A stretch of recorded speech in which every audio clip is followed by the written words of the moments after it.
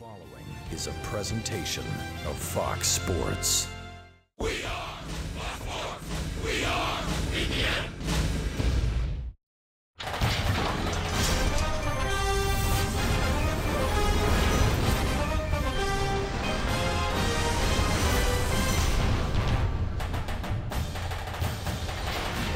This is one of the longest and most storied rivalries in college football. Wabash and DePaul first played in 1890 and have met every season since 1911. And the prize is possession of the Monon Bell for the next year. It's the 125th Monon Bell Classic presented by the Cancer Treatment Centers. Welcome to Hollett Little Giant Stadium in Crawfordsville on the campus of Wabash College. I'm Kevin Lee. Thanks for joining us today on a beautiful day, which feels like the first day of winter. We have both sides well represented. From Wabash, Steve Hoffman is joining us, and from DePaul, it's Brad Walker-Merkin. Steve, you have the perspective of playing quarterback in this classic game. I did, and there's nothing like it. It's interesting to see how these young men react. This is a crowd that most Division III players don't see. Few players in the country see it, so I just hope they enjoy the atmosphere. Brad, you're back as a broadcaster, which is how you started while you played baseball at DePaul, but then you played football your last 2 years. Yeah, I got to experience the game from multiple angles, Kevin, and really there is nothing like it. Like Steve said, there are memories that will be made on this field. They're going to last a lifetime for these players, their families, the coaches. It's an incredible Division III atmosphere. DePaul is used to competing for playoff berths. It's not gone as well as they would like this year, 4-5, and one of the reasons is because their quarterback, Matt Labus, tore his ACL in the first half of the first game, and we thought he was done for the year. Yeah, it's an amazing story, Kevin. Matt Labus actually tore his ACL after game number 4 last year, was on pace to be one of the best quarterbacks in the country. Then first game, does it again this year, elects not to have surgery. Now he's back. Last week, got in the game, threw a touchdown pass, and he's going to have some weapons. Andy Hunt, senior wide receiver. He leads all active Division III wide receivers in touchdown catches. So Labus is back. He's got weapons. It's going to be fun to watch. Steve, Wabash has certainly had their share of adversity, including on the field, losing 2 of their top running backs, and they have a first-year quarterback. First-year quarterback Jake Reed, number 7, see how he reacts to this big game. But he's got some experienced weapons in 2 four-year starters, number 2, Oliver Page, number 5, Ryan Thomas, and then big play receiver, number 4, Rashawn Jones. Well, something is on the line. Wabash can still get to the postseason with an 8-1 record, but the records don't matter here. It's the Bell game, and it's coming up on Fox Sports Indiana.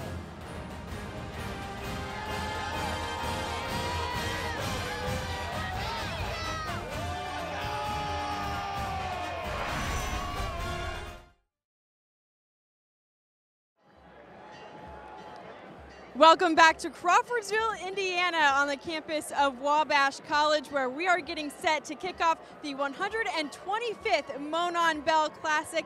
And this is a game that has stood the test of time across 3 different centuries. When it began, Benjamin Harrison was president, but over the years, that rivalry has only intensified. DePaul and Wabash have split the last 2 games by less than 5 points. But Wabash, they own 8 of the last 10, including the all-time record. But when I talked to the DePaul players earlier this week, they told me they're not letting all that noise get to them. You can hear it right now. They think their pass rush defense is the key to holding off Wabash today and getting that 300-pound Bell, Monon Bell, back to Greencastle. Kevin?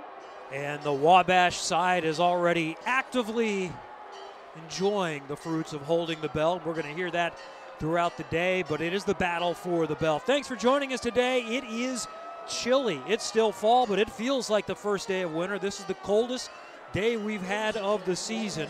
Temperatures greet us this morning in the low 20s. It is warmed up to 30 degrees now, but luckily we have sunshine, not that much wind. It doesn't feel that bad, all things considered. Yeah, no kidding. But it wouldn't be the Monon Bell game, Steve, I think, without some kind of weather storyline. You know, these players, they'll get in the game. They won't feel it that much, but it's just a beautiful atmosphere for this great game. It's really not too bad with the sun out, but we've seen this game, in the 60s and sunny. We've seen it raining. We've seen it snowing. I've seen it when the play's going on one end of the field and they're plowing the snow off at the other end of the field at the same time. There's former Indiana and Butler coach, and his second stint as the head coach of DePaul, Bill Lynch. He's 2-4 in Bell games, 47-22 in his 7th season in Greencastle. One of the great men in college football. And Dan Morrell is in his 3rd season, and what success he's had after previously serving as an assistant at Wabash. He's 24-5, 72-64 in his 15th season overall as a college head football coach. Both coaches said that we'd really like to defer if we win the toss. We don't want to take a chance of them scoring and then getting the ball to start the second half. Well, DePaul won the toss. They defer, so Wabash is going to get it first. We're going to get a chance to see Isaac Avant, their outstanding junior running back from Warren Central in Indianapolis. He is back deep to receive the kick from Jake Tanner, one of the great kickers in college football. The senior from Zionsville didn't play high school football. University High School didn't have a high school football team. He said, "Coach, can I give this a try?" It's worked out pretty well. Yeah, kickers are always quirky, right, Kevin? I mean, there's always a story behind a place kicker, and DePaul's got one here. But, you know, early in this game, I think, Steve, you know all about it. Momentum is so key. We'll see what Wabash can do here on offense, but so much emotion.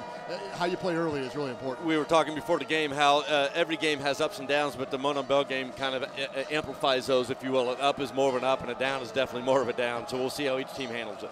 It's Wabash. It's DePaul for the 125th time. The Monon Bell Classic is underway.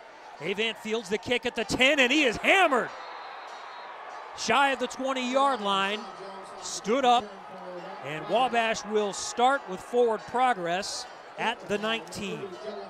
Dylan Hyatt with a great special teams play right there against a very dangerous return man of the Little Giants. So nice start for DePaul. We talked about the momentum, and now we'll see what the Little Giants can do on offense. When you talked, Kevin, earlier about Isaac Avant, we haven't said much about him yet, but this young man has really come on this year, starting off a little slowly. He's really started to run really hard. Ends up right now over a 1,000-yard rusher for the year. Jake Reed, his first year as a starter. He is a transfer from Mount Union, the small college powerhouse, and small college really isn't giving them credit. 16 touchdowns, just 5 picks. He's back to pass on the first play of the game, and he's going to air it out deep down the field. It's a jump ball, and it's incomplete. Intended for Rashawn Jones, their deep threat, the track star. Couldn't hang on to that one, but they went after it. Well, they sure did. I didn't see that coming, I got to tell you. One thing Coach Morrell said is that they wanted to be successful on first down. I thought we might run the ball to see what we could get, but Coach Morrell gone for the jugular right here and just gone deep to the speedster, Jones. Reed underthrew it a little bit. Jones had to wait up, and there was good coverage, so now it's second down and 10 as we look at the guys up front starting for Wabash and their skill positions. It's a handoff to the right side. Avant looking for room and gets a yard or two before he's pushed out of bounds, and 3rd and 8 is coming up.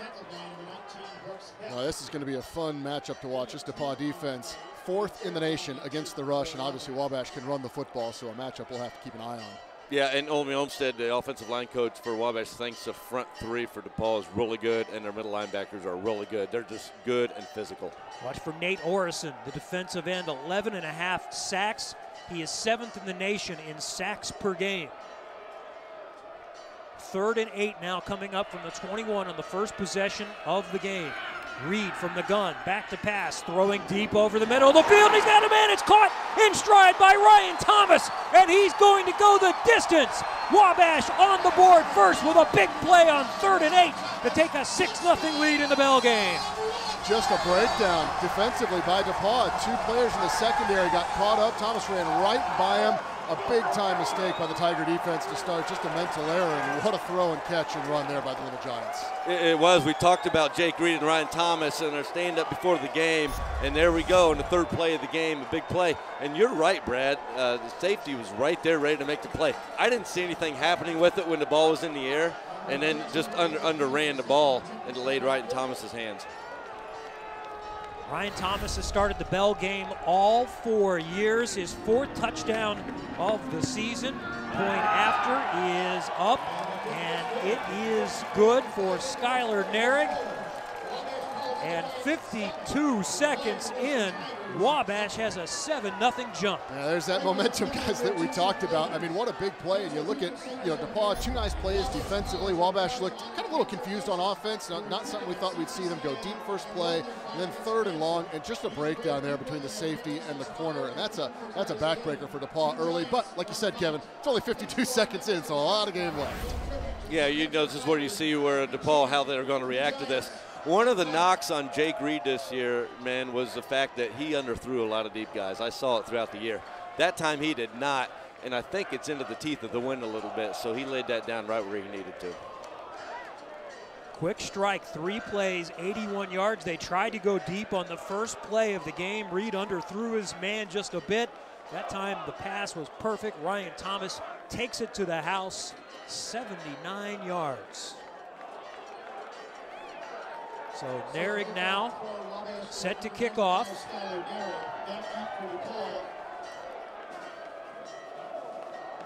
And Andy Hunt and Michael Grace also back deep. Fielded from the 7. It's Hunt up to the 15-20, dancing his way, looking for some room down at the 22-yard line. Well, a good chance here to see how the DePaul offense will respond in their first time with the football. And, you know, we mentioned it, they can throw the ball too. And Matt Labus coming back out. Andy Hunt, who we saw there, is a big play wide receiver. Be interesting to see watch the rushing attack for DePaul. I mean, this is a team that really doesn't have that bell cow tailback. They'll put it in the hands of 4 or 5 different running backs throughout the course of the afternoon. So running back by committee approach for the Tigers. And we'll see what they try to do early on in this one on offense. Matt Labus is getting the start at quarterback today. The senior from Garin Catholic in Westfield was thought to be lost for the season with a torn ACL. He played a little bit last week. He gets the start this week, and a handoff and first down brings up a flag, and short running room for Ramon Lopez. He gets the start at running back, the senior from St. Charles, Illinois. Chase Andrews is the other quarterback, and he will play today. Bill Lynch told us before the game. Yeah, and a different type of quarterback, too. Andrews can run the ball a little bit more, so a couple different flavors of offense we may see from the Tigers. Offense. 5 yards. And not a type of penalty you want on offense. Have a legal formation. My guess is they only had 6 men on the line, too many in the backfield, and that's something that Coach Lynch really would like to start off the game with, especially after a big play by Wabash. Coach has got to love that, right? You know, illegal formation, that's just mental to start the game. He's in somebody's ear right now. We just don't know who. Brad, you mentioned that they have not run the ball that effectively. Andrews, the backup quarterback, actually leads them in gross yards, 217 on the season. This time it's a quarterback keeper. Labus from the gun will get it back to the 21-yard line. So Labus, starting his second game of the season after starting the opener, is the quarterback.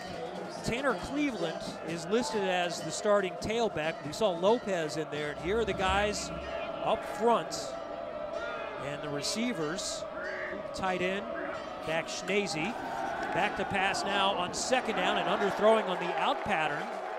One of the wide receivers, that's Evan Wiggum. Defensively for Wabash, watch for Don Shook. 6 sacks, one of their defensive ends. He leads them in that category, and 10 tackles for loss this season. Brody and Bucina, the others up front. Bishop Rhodes, one of their co-captains. Brandon Yagi is their leading tackle, one of their outside linebackers. And a good cornerback and safety. Jake Page, Jose Franco, Artie Akiwa, the safety, Pat Kelly, the other cornerback. Third down long now, 12 from the gun. Labus back to pass, throwing towards the sideline, had a chance, it's incomplete. Looking for Wiggum, good coverage on the play, and a 4th down coming. Yeah, freshman on that play, Jose Franco. Can't tell, Brad, if he got a hand on it or not, but it ended up hitting the hands. Thought he might have a chance, but I think it got tipped by the freshman. Yeah, one play after it looked like Labus and Wiggum weren't kind of on the same page. That was a nice little wheel route and a good throw by Labus. Good sign for DePaul early, but yeah, just unable to make the 3rd and long conversion there, and now DePaul to punt. Ty Johnson Jr. from Shelbyville High School averages 38 yards per punt. Standing back inside his 10, will just barely get this one away, and it's off the side of his foot a little bit, and it takes a sideways bounce, and Wabash will start inside DePaul territory with their 2nd possession of the game. So a great start for Wabash on 3rd down, their 3rd play of the game. Deep over the middle, Jake Reed finding Ryan Thomas. Wabash with the ball back, leading the bell game 7-0.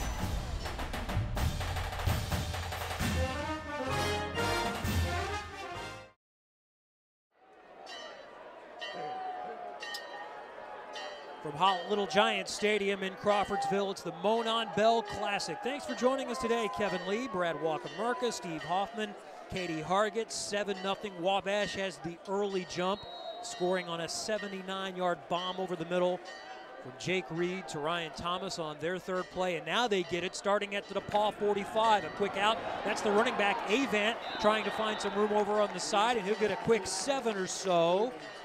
Call it 6 down to the 39, 2nd and 4. And Isaac Avant has become that type of player where they actually are finding ways to get him the ball. They're a little screen outside to your best runner. Let's get him the ball out there and outside. Avant was supposed to be their 3rd running back. Ike James led the conference in rushing last year. He got hurt early in the season. Austin Hoover got hurt. But no matter who they put in there, they get the job done. Over 250 yards per game rushing, but they're going to the air here early. This one is a little bit too tall, out of the reach of Oliver Page, setting up 3rd and 4.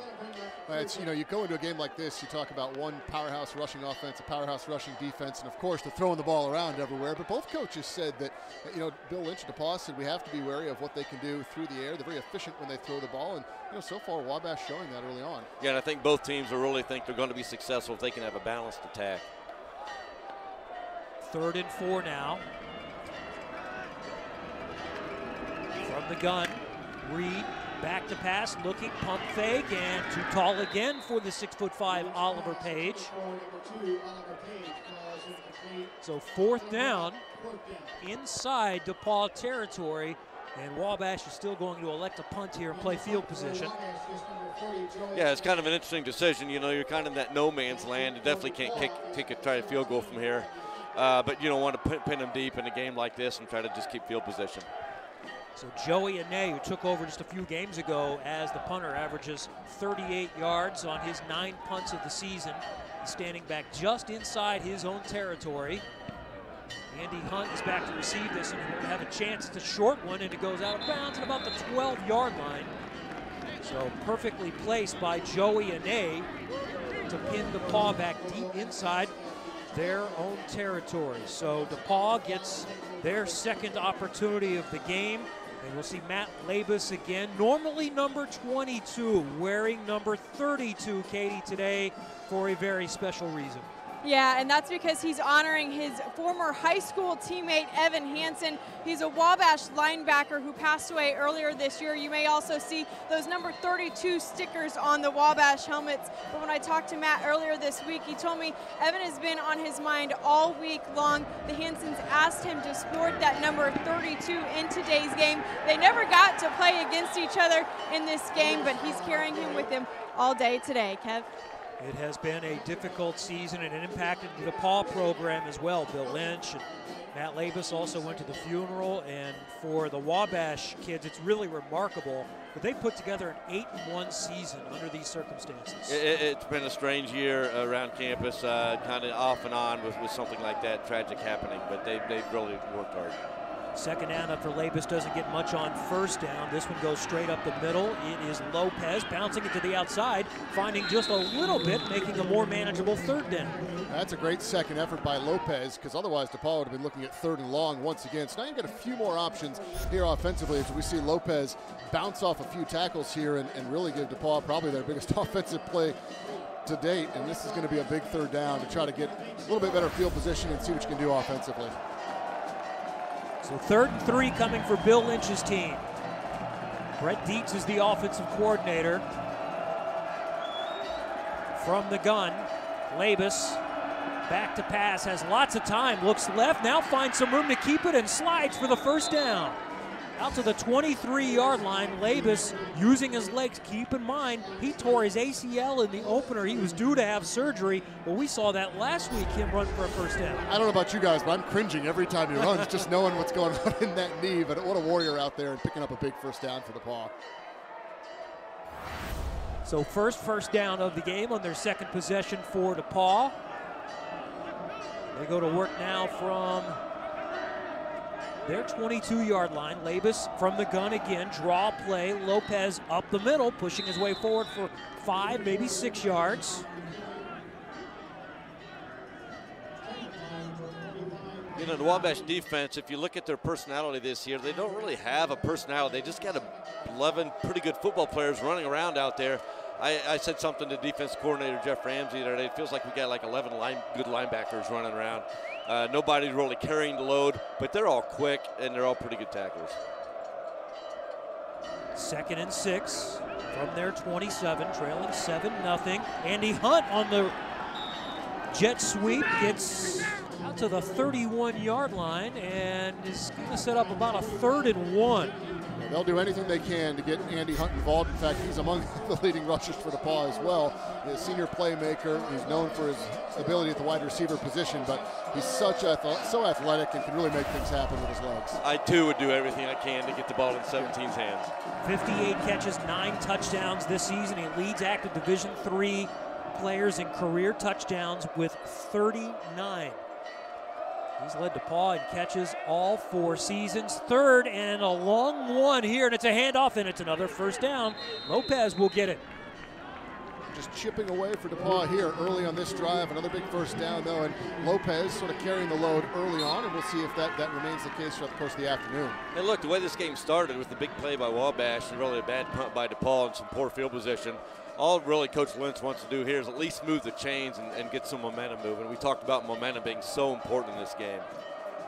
Lopez is one of 6 different running backs, one of 3 seniors. They have many options. This time, Labus is going to try to go down deep, and it's out of the reach of his intended receiver.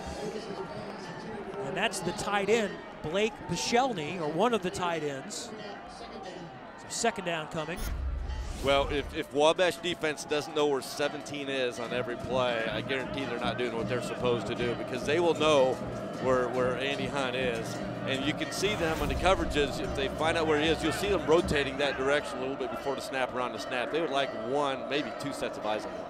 2nd down gun, fake the handoff, and Labus will keep it himself and not really go anywhere. Yeah, that didn't look great. And he is hobbled. He really, as he tried to cut, went down in an awkward manner, and you really hope that for Matt Labus, this isn't something that takes him out of the game. It does not look good at all.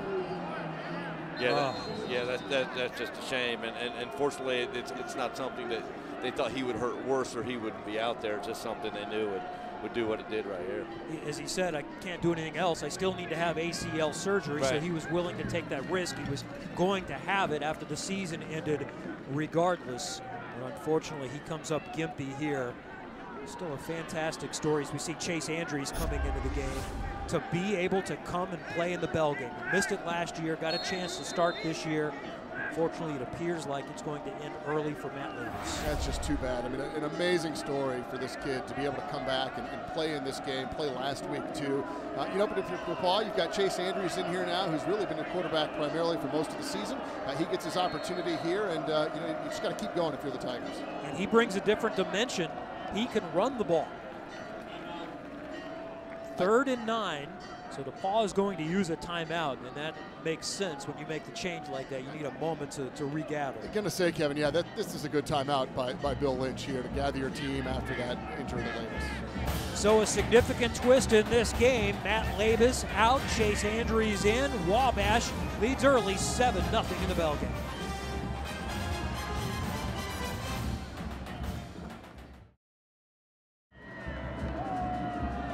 Wabash for the Monon Bell Classic. 7-0. Little Giants have the early advantage. 2nd possession of the game for DePaul. Big 3rd and 9 coming up for them. A quarterback change. Matt Labus back from a torn ACL in the opener after tearing the same ligament last year. He's gone out. Chase Andrews, who started much of this season now, is in as the quarterback for the Tigers. He's got 2 receivers to the right, 1 to the left, 1 back to his left from the gun on 3rd down. Andrews going deep over the middle of the field and out of the reach of his intended receiver. He had a step, Andy Hunt, but just overthrew him a bit, and DePaul will have to punt. Boy, that could have tied this game up just like that. What a way to come into the game if that's complete for Chase Andrews, the big play weapon in Andy Hunt. Like you said, Steve, Wabash with eyes on him all the time. 2 guys running with him, just overthrown. It just shows what kind of speed Andy has. We got 2 guys looking at him. He still gets a step on the defender. And, with Labus out, Chase Andrews coming in, it's not like he hasn't been playing this year. 146 attempts, so they will let him put the ball in the air. So Ty Johnson is in to punt. And that's Kyle Stroh back to receive the punt. And he will take it at his 27-yard line, retreat briefly, trying to cut to the sideline, and then he is hammered right there at the 31-yard line. Yeah, you know, Wabash going for the block on that one. That leaves kind of the returner out to dry. And once he got past that first defender, there were 6 more waiting for him. Well, it's the 125th time these two programs have met, the 12th most in college football, 6th most in Division III. At 100 going into that game, it was even. Wabash has had the advantage recently, winning 8 of the last 9. The last 2, though, have been decided by 4 points, with each team winning. Here we go at number 125, third possession of the game for the Little Giants, and it is a nice run. And that's the fullback, Matt Panola, getting a first down. Yeah, and Matt Panola has really come into his own this year because he's been everywhere for the Little Giants. He'll run the ball, as you see there. He's one of their top receivers, I believe, a second or third on receptions for the year. He also will play some tight end and slot, and is a very, very good blocker. Just a good physical football player. He was the featured back a couple of years ago, ran for over 800 yards. Now he's shifted into the fullback, tight end, wide receiver position. As you mentioned, he'll do anything. Fake handoff to Avan, over the middle. It's a slant for Oliver Page, and he's got it inside DePaul territory for a first down to the 42-yard line. Yeah, the play action worked great there. You'll see here on the replay, it just draws the cornerback Hep off of Page a little bit, right there, and Page wide open for an easy pitch and catch on the first down. Yeah, and Wabash with 6'5" Page and 6'4" Thomas, who caught that touchdown pass earlier. Really some tall Division III receivers out there, and both 4-year starters, a lot of experience. And then you add in a track star, and Rashawn Jones is the third receiver. That's Page. He's one of 2 to the left. Handoff is Panola again, off right tackle, cuts it to the edge, and makes his move to get another 3-4 yards. It's going to end up being about an 8-yard gain to the 34-yard line before Hep stops him. Yeah, and interesting taking Isaac Avan, putting him out wide again. I'm sure that we had the option to throw the screen to him, but instead giving it to the big pounding number 31, Matt Panola. I think Panola looks a little motivated in this game. That's 2 pretty strong runs, like a bulldozer. The DePaul defense is going to have a 31 tattoo right on those white jerseys if they're not careful. He is a load. Second down. Reed looking deep, and he overthrows his man, and it's going to be picked off in the end zone by Dylan Hyatt. He'll bring it out of the end zone. 10, 15, 20. He's got more out to the 30, still on his feet, dancing down the sideline, cuts it back up, gets near midfield, and they'll say he stepped out of bounds just a bit earlier, but a huge play for the DePaul defense. Dylan Hyatt with the interception and the return. And that just a great play, and a play the DePaul defense needed. And if you look at Hyatt when we see this replay too, some good awareness, because he caught that ball outside of the end zone and ran his way into the end zone, and smart not to just take a knee, but to try to bring this thing out. And gosh, he did all the way to midfield.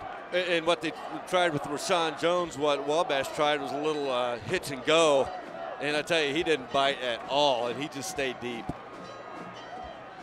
Let's see where he did step out of bounds. He's going to get another 6-7 yards. Yeah, clearly did step out of bounds there at the 41-yard line as we're going to mark it. With a paw 41, and there was a penalty on the play. Wabash, number 4. We'll have 15 yards to the end of the run. DePaul ball, first down. So that's Rashawn Jones, who was the intended receiver. Yeah, personal foul on the end of that play. You know, Don Morrell can't be happy there all around. Obviously, the interception with the long return, that could have been just like a long punt until the return, and now you tack 15 more on. You see Coach Morrell not happy. Yeah, so you think about that play. You know, Wabash thrown deep into the territory. DePaul gets the interception, plus he tack on the 15. Really deep into the Wabash territory right now. So now it's at the Wabash 44, and DePaul is in business. Now a chance for Chase Andrews to take control of this game. Coming off the bench, he knew he was going to play. That was the plan. And now it's his game, it appears, after the injury to Labus. Hand off on first down. Very fortunate there for the Tigers. That ball popped out, Yeah, and one of the offensive linemen jumped on it. That was LaChapelle. Yeah, sure was. Looked like Nick LaChapelle had jumped on it, and kind of bounced right up into his arms, and he just fell. So Lopez lost it. He stays in, offset to the right. Will Harris is the slot receiver to the right. He's dangerous. One of 4 receivers on 2nd down and 9. Back to pass. Andrews over the middle, and it's caught. Nothing after the catch. That's Andy Hunt again for the short gain. When making that tackle, Brandon Yagi, we'll call his name quite a bit today. Interesting, we have, Wabash has 2 defensive players from the same little high school in Lafayette Central Catholic. Number 18, Jake Page, and number 45, Brandon Yagi, both starters. Be interesting to see here if Bill Lynch is looking at this as maybe 4-down territory. We'll see what play he comes up with, but good to see Andy Hunt involved for the DePaul Tigers. 3rd and 7 with the Tigers down a touchdown in the first quarter of the Bell game. Andrews flushed out, throws, and it's caught by Lopez, and it's going to be short of the first down. Stacked up at the 39. He gets a couple of yards. And this is decision time for Bill Lynch now.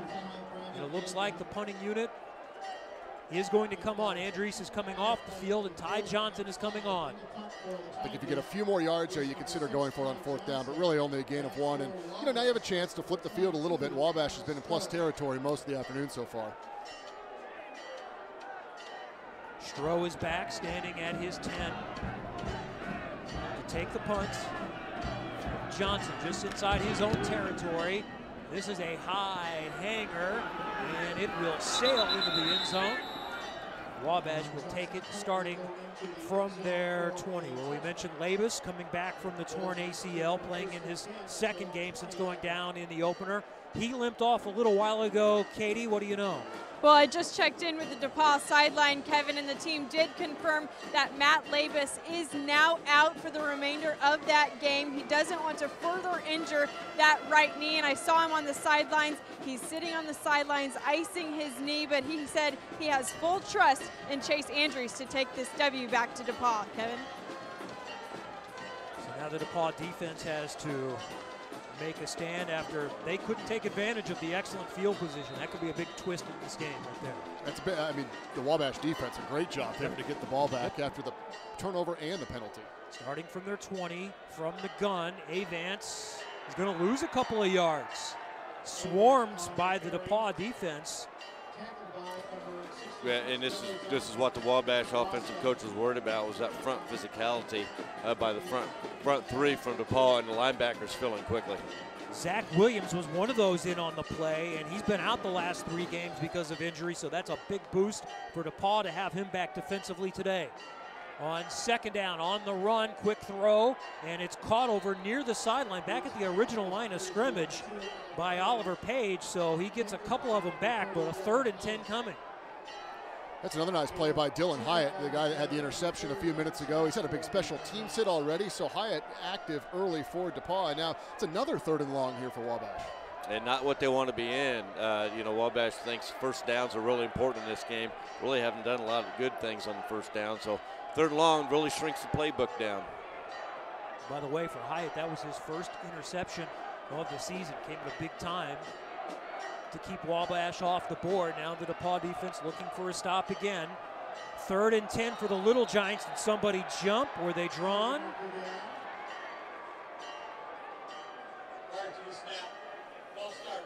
63, offense. 5 yards, repeat 3rd down. Right, Gutierrez, one of the guards, so make it a 3rd and 15 now. Yeah, Brad, you talked about field position. Now look at this, the Wabash offense not going anywhere. The ball defense really stepping up. All of a sudden, the Wabash offense is in the shadows of their own goalpost. Yeah, just keep an eye on the deep ball. We saw what happened early on a 3rd and long for a 79-yard touchdown. But DePaul, a lot of options here defensively now on 3rd and long. Reed, draw play, straight up the middle to Avant. Makes one man miss, gets back to the original line of scrimmage, but that's going to be it. Pick up a 4 or 5 on the play, and the DePaul defense stands up this time.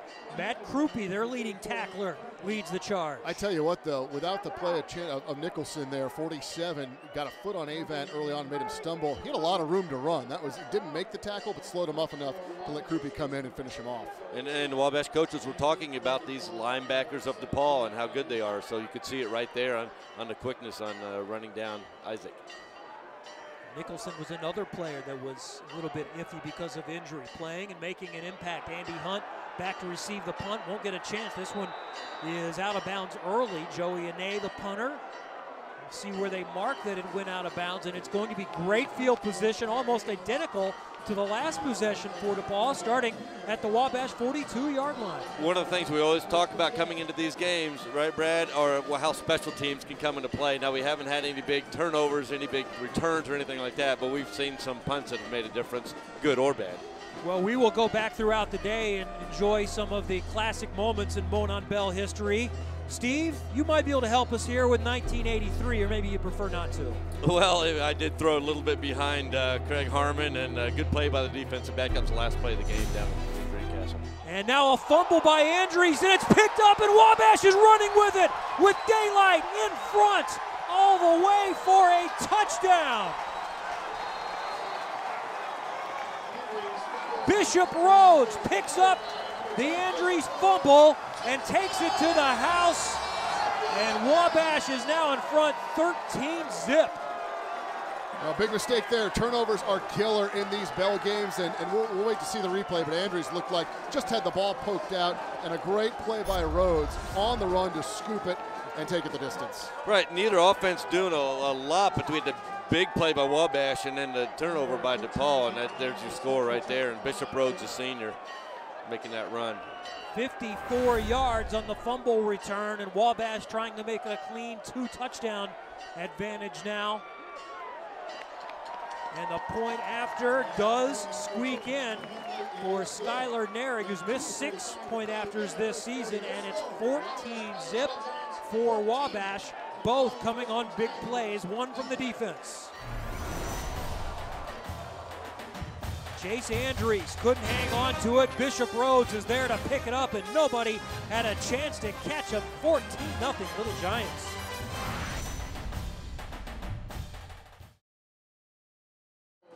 The 125th Monon Bell Classic today from Crawfordsville, and Wabash has a 14-0 jump on DePaul. Former Wabash quarterback Steve Hoffman, former DePaul wide receiver Brad Walker-Merca, Katie Hargett, Kevin Lee. Thanks for joining us.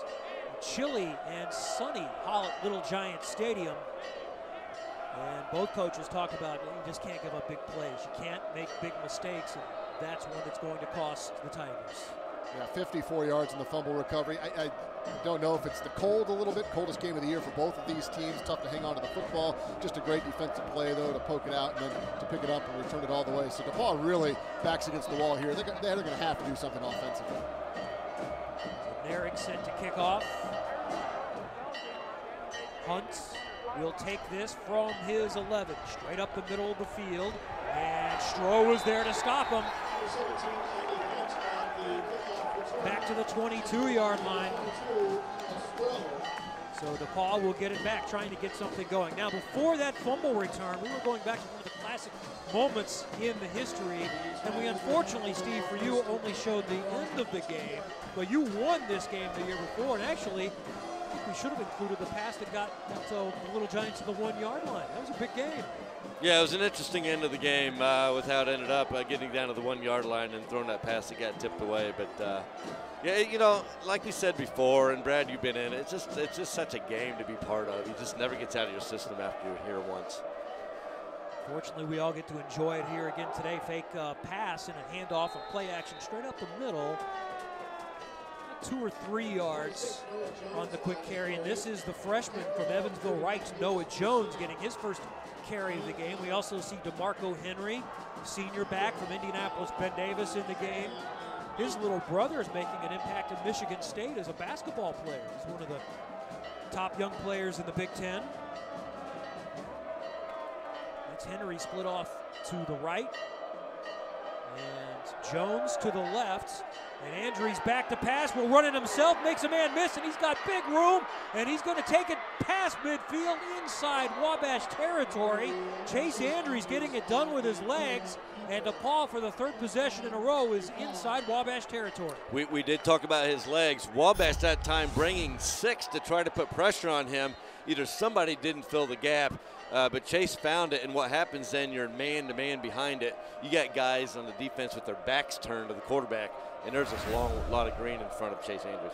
27 yards on the game at the Wabash 44-yard line. DePaul with the ball down, 2 touchdowns in the Bell game. Hunt is the man in motion fake pass to him, and it's a handoff straight up the middle again. And 3 or 4 yards, and this is Henry on the carry. Yeah, you try to move Andy Hunt around there, as you see, draw some of the eyes of the Wabash defense. See, that creates some holes up the middle. So not more gain on first down, but DePaul with some momentum here offensively now. 2nd down, 8. Andrews quick throw. Hunt takes the high pass. To do some work, pushed out of bounds, gets close to the marker. It'll be about 2-3 yards short. So 3rd and short coming up, and a flag comes down from midfield, looking over towards the sideline.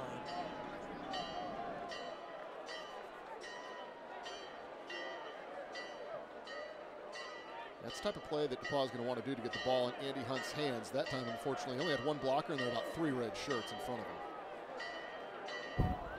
And it is a For 45. 15 yards, the end of the run, first down. Sounded like they called it on Brandon Yagi. Let's see what you guys see here. After the play, Hunt pushed out of bounds, a little shove at the end. Well, it was thrown back in bounds a little bit. I'm guessing it's something that happened away from what we could see there. Yeah. Must have been, because Yagi was not in on that play. That was Pat Kelly that pushed him out of bounds. Yeah, Yagi was pretty visibly upset, too. I don't know if because they called the wrong number or they did get him for something he did and just didn't think he did. Mom, Dad, it wasn't me, really. So DePaul now in business, 1st down. Back to pass. Andrews throws towards the 10. Caught inside the 10, and it's going to be a touchdown. Blake Pichelny, no, they're going to mark him down just shy at the 1-yard line. That's a big play, though. I don't know about that, Brad. If I thought he just leaped into the end zone. Even if his knee was down where they said, I think the ball would have been across the line. But we're a long ways away from the play. Pichelny, only 5 catches on the season, catches this one inside the 10. Let's see if a knee touches the ground before he gets in. They'll take a quick play, and Andrews will keep it before we got a chance to see the completion of that replay. And Andrews is wrapped up at the 2-yard line.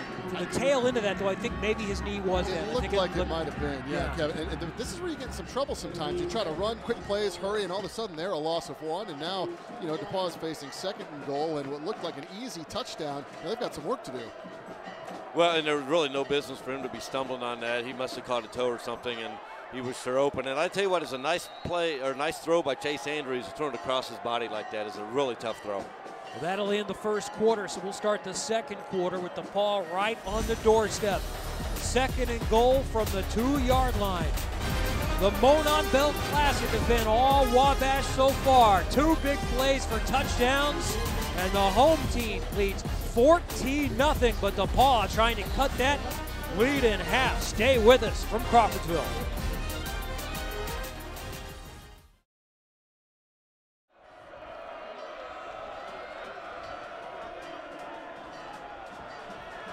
Second quarter ready to go from Wabash. The Little Giants leading DePaul 14-0, but DePaul has its 2nd and goal from the Wabash 2-yard line. Noah Jones to the left, DeMarco Henry to the right. Henry's going to get it straight up the middle, barrels his way to the goal line, and he is close. Waiting for the signal. Did he get in? DePaul thinks he did. He is just inches short, according to the officials, setting up a 3rd and goal. Doesn't get much close. Look at that ball. I mean, that's within an inch or 2. Doesn't get much closer than that. The line judge on the far side, though, right on it. And DePaul will go right back to the line of scrimmage on 3rd down. This time, Henry will try to jump over the top. Did the ball come out? The ball is loose, and Wabash does not have it, but Henry comes up short. 4th and goal. I just can't get this thing in. Yeah, and for officials, it's tough to see in that pile sometimes. This one a little easier because he tried to go over the top. And remember, all the ball has to do is cross that vertical plane of the front edge of the goal line, and apparently he didn't get there that time. And I don't think he ever lost it. It was just a reaction from Wabash getting the stop. So 4th and goal. About a foot away. This time Andrews will try to throw it, a floater in the corner, and it is caught by Andy Hunt for a touchdown. That is an incredible play call, but when you got an athlete like Andy Hunt, it's worth the risk. But within an inch of the goal line, you're throwing up a fade. Yeah, and you usually see that on 1st, 2nd, or 3rd down from there, knowing you can hopefully run it in later. But to get stuffed 3 times and then dial that up, Coach Lynch, he is going to one of the better football players in this game today. It's simple, though. Steve. This is why I'm not a college football coach. Yeah, nothing, right. I would have done none of that. This is why we have the headsets on. Absolutely.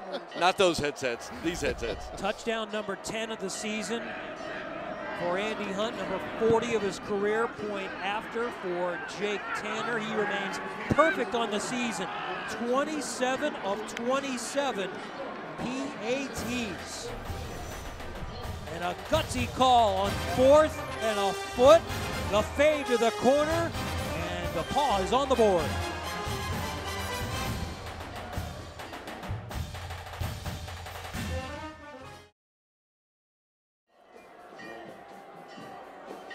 Two big plays got Wabash up by 2 touchdowns, but now we've got a ball game after DePaul punches it in. 14-7, the Little Giants, the home team today, leading. DePaul fans and cheerleaders enjoying recent moments after Andy Hunt catches the 1-yard touchdown pass from Chase Andrews. And Bill Lynch's team is on the board, getting set to kick it back to the Little Giants. And Isaac Avan is one of those, very dangerous, back to receive this kick along with Rashawn Jones, the track star.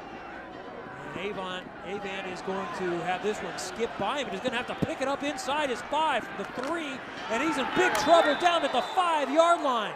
DePaul has seized some momentum now. Yeah, you said it, Kevin. This game has changed in a heartbeat with that score by DePaul and then this kickoff when you're starting on your own 5.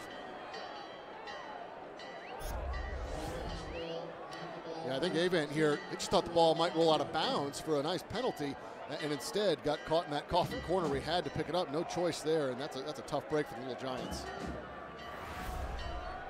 So Jake Reed and the Little Giants going to work backed up at their 5-yard line now with a 7-point advantage. He's from the gun at his goal line with Avant behind him. He'll give it to Avant, who gets a quick 2 straight up the middle. Last week against Allegheny, Avant ran for 229 yards and 3 touchdowns. And he went for 215 3 weeks ago. And keep in mind, he was going to play this year, but Ike James and Austin Hoover were going to get a lot of the work. Yeah, coming into the year, Wabash expecting to have really 3 guys in rotation with Ike James getting the bulk of the carries. Right now, it's Isaac Avant all alone back there.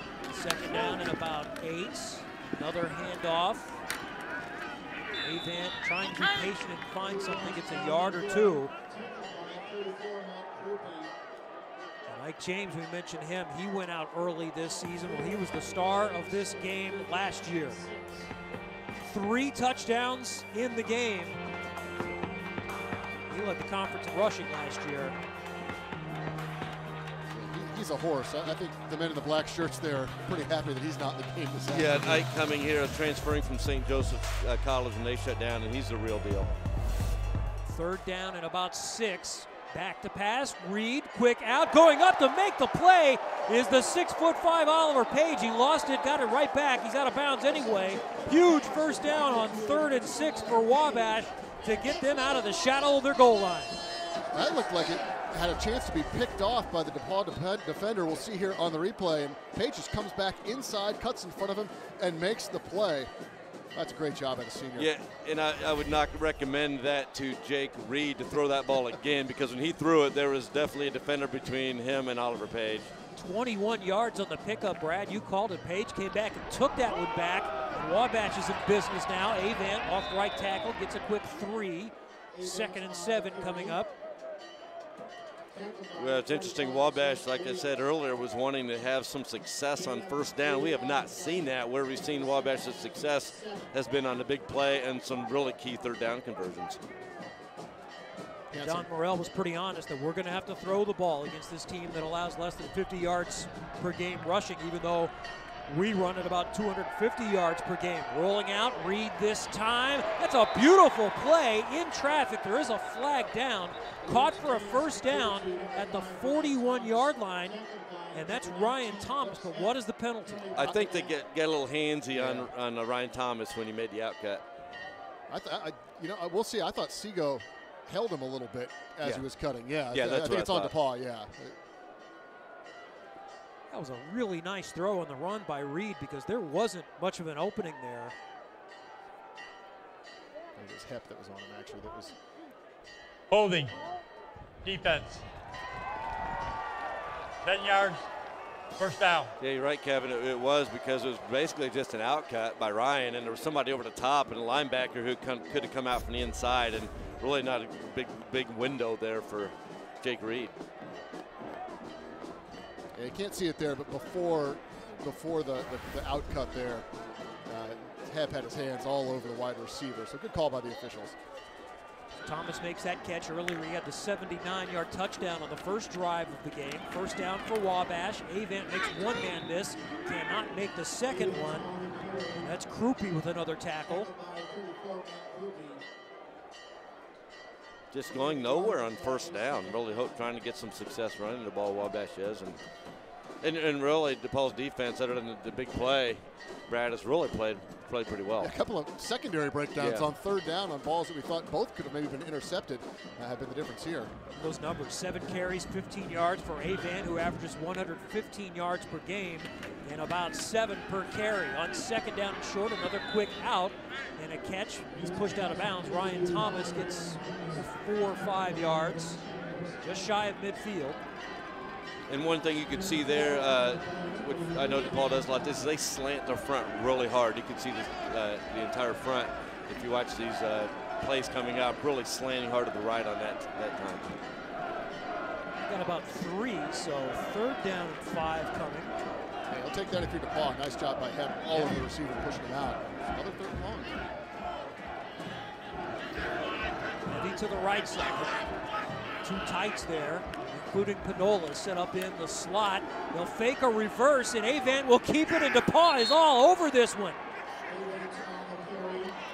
Harry Bell, one of the backup outside linebackers, leading the way for the Tigers. That's just a great job by Bell of not giving up on the play. I mean, this looked like he might pitch it back, and look at Bell sticking right with it in one arm and able to hold him. Very, very good play, and Isaac wishing we could run that again and maybe pitch it the next time, so he didn't have to go through that. But very great job staying home. That was a strong one-arm tackle. Hunter Seago was there also to provide some supports. Joey and Abe to punt back to Andy Huntz. Huntz steps up and fields it at the 26. Nowhere to go. Downed immediately. But DePaul, after trailing 14-0, now is stepping up defensively. They got a big play on offense. It's the defense, though, that has given them the ball back with a chance to tie the bell game.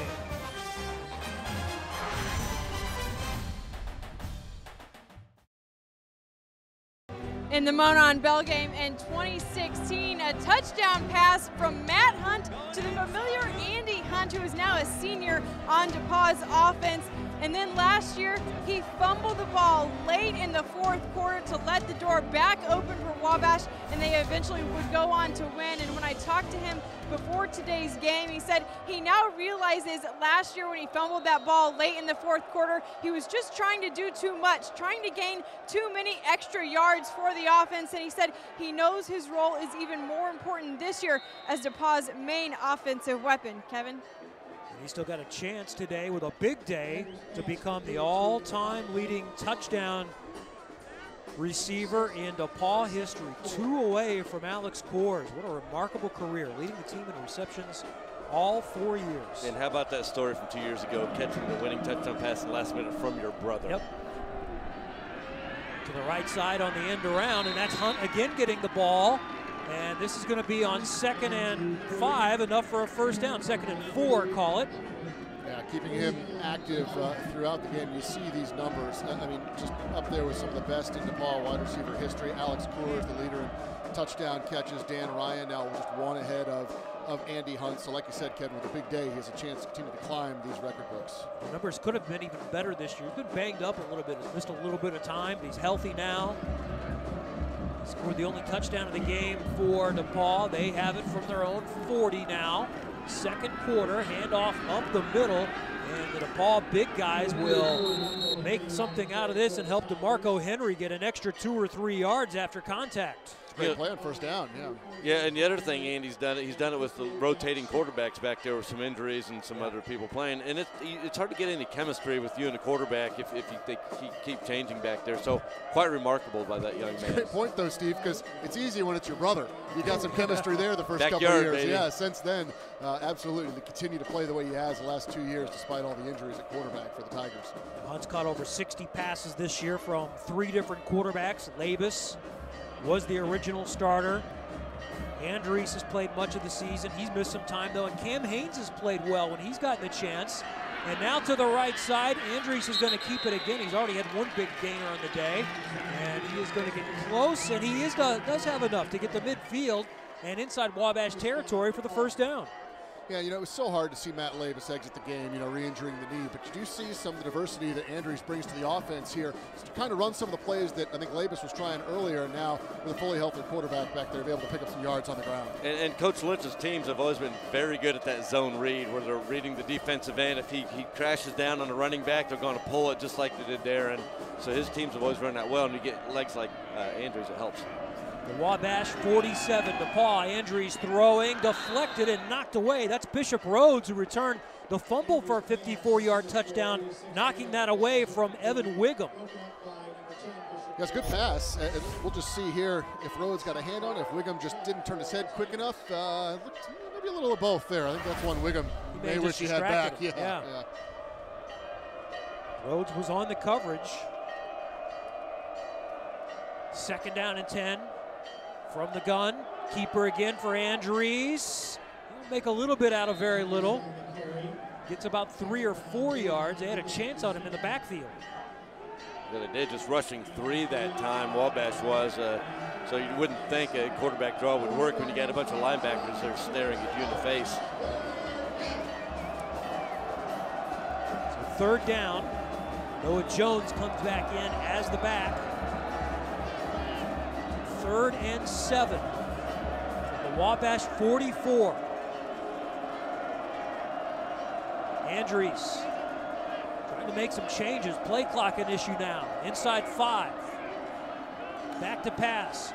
Looking, throws over the middle, and it's behind his intended receiver. It's deflected. Was it picked off? No. Incomplete. Looking for Pichelny. That's extremely close. Pichelny got a hand on it, almost stabbed it out of the air. Jake Page then nearly picked it up off the turf, but it did hit. Well, Page had his arm under there, and then it rolled off his arm onto the turf. Yeah, his arm was underneath it briefly, and then I think it went right on the turf. The umpire from the middle of the field had a good look at that. So Ty Johnson to punt now. Standing at his 42, and it's a bad snap. It's down on the ground. He still can't get a hold of it. It's loose, and either way, it's going to be Wabash football with great field position. Johnson eventually did cover it, but all the way back at his 28-yard line. It's another killer for DePaul. I mean, big plays, turnovers. We see it in Bell games every single year, and now this year no different. That's a huge break for Wabash. Now look at the big plays we've already had, and we're halfway through the second quarter. Most of them gone Wabash's way so far, and then, look at the scoreboard, it's going to reflect that. And that's no fun for a punter to be chasing a bouncing ball back there, because even if you recover it, it's going to be Wabash's ball. The best you can do is fall on it and not allow them to advance. And if anything, fortunate he did finally fall on that. That was rolling around. Wabash could have picked it up. Right. So now Wabash up 14-7, has great field position. Deep inside DePaul territory. Quick out and can't quite hang on to it. Is that Page done? No, that is Thomas, I'm sorry. Can't grab the pass. Incomplete. Would have been inside the 20-yard line. Nice job by Hep, beating really right as the ball came there, able to meet the receiver and knock it out.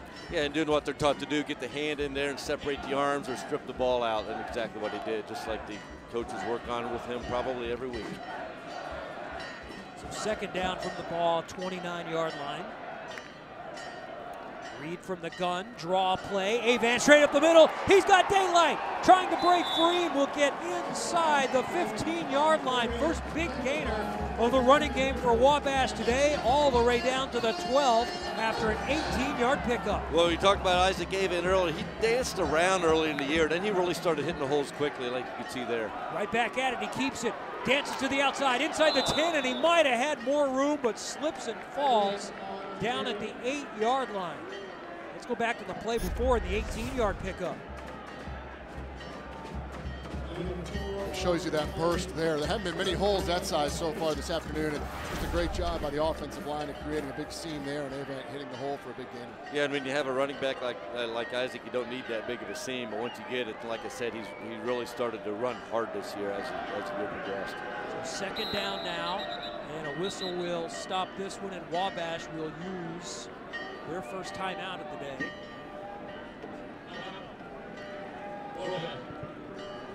So Wabash up by a touchdown, trying to make it back to a 2-score game.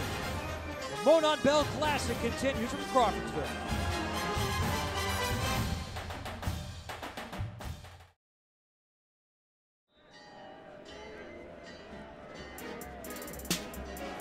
This classic football game has been played since there were only 44 states in the Union, starting in 1890.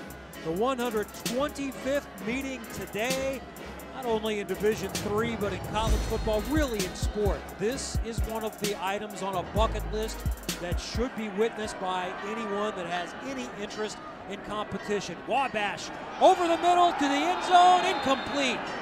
Jake Reed on the slant, looking for the sliding Ryan Thomas, can't hang on, and now it's third down coming up. He had him. I mean, he was open. It was a good route, ball just underthrown. Yeah, and I think they knew exactly where they were going to go. Wabash did. There were 4 receivers out there after Isaac motioned out there, and there it is. I mean, it opened up just like the coaches would have thought, but just underthrew it. So from the 8-yard line, the first down marker is at the 3. So it's 3rd and 6. Reed from the gun.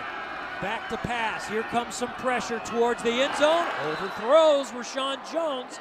4th down. DePaul gets a stop. And Wabash is going to maybe settle for a field goal, but it's been a little bit iffy in that department. So let's see what they do on 4th down. It does look like the kicking game is going to come on, and Skylar Narig, who's 4 of 10 on field goals this season, is in to give a try. So if you watch the game last year, you know nothing's a given when it comes to a field goal. And Don Morell, after faking 2 of them on the same drive last year, we'll see if DePaul's going to be ready for anything here. Good point, yes. And that's the same holder from last year. Austin Nightingale, a former quarterback, playing defensive back now. Snap is down. Kick is up. From 25 yards, Skylar Narig is good, and Wabash is up 10, 17-7, expanding their lead in the Monon Bell Classic. Let's go back to last year and take a look at a couple of big 4th down plays on a drive that helped get the Little Giants the win, one that was ultimately decided by a 2-point conversion. I still go back to this, and you know, it's not that common you see 2 fake field goals in a game, but to see 2 on the same series is just incredible. And to convert both of them, drawn up very well, some great plays that led to a big touchdown for the Little Giants. Yeah, I've never seen that. Same on the same drive, or 2 fake field goals on the same drive. Like you said, you can go a whole year without seeing one. Yeah, absolutely, absolutely. Mike James had 3 touchdown runs in that game last year, and it was a 2-point conversion for the only lead of the game. 5:49 left for Wabash. Yeah, I joked with Don Morell earlier this week. I asked him how many drinks has he had bought for him, how many babies has he kissed. I mean, those types of rolling the dice plays in a Monon Bell game, that'll have you remembered forever. I mean, you basically tie the game up, kick the extra point, you tie the game instead. Hey, what the heck, let's go for 2 and try to win the Monon Bell. And just an incredible game in Greencastle last year. It was a really odd game. I know you covered it as a broadcaster. I was on the sideline roaming around watching it, and in a lot of ways, Wabash didn't have any business winning that because DePaul's going all up and down the field.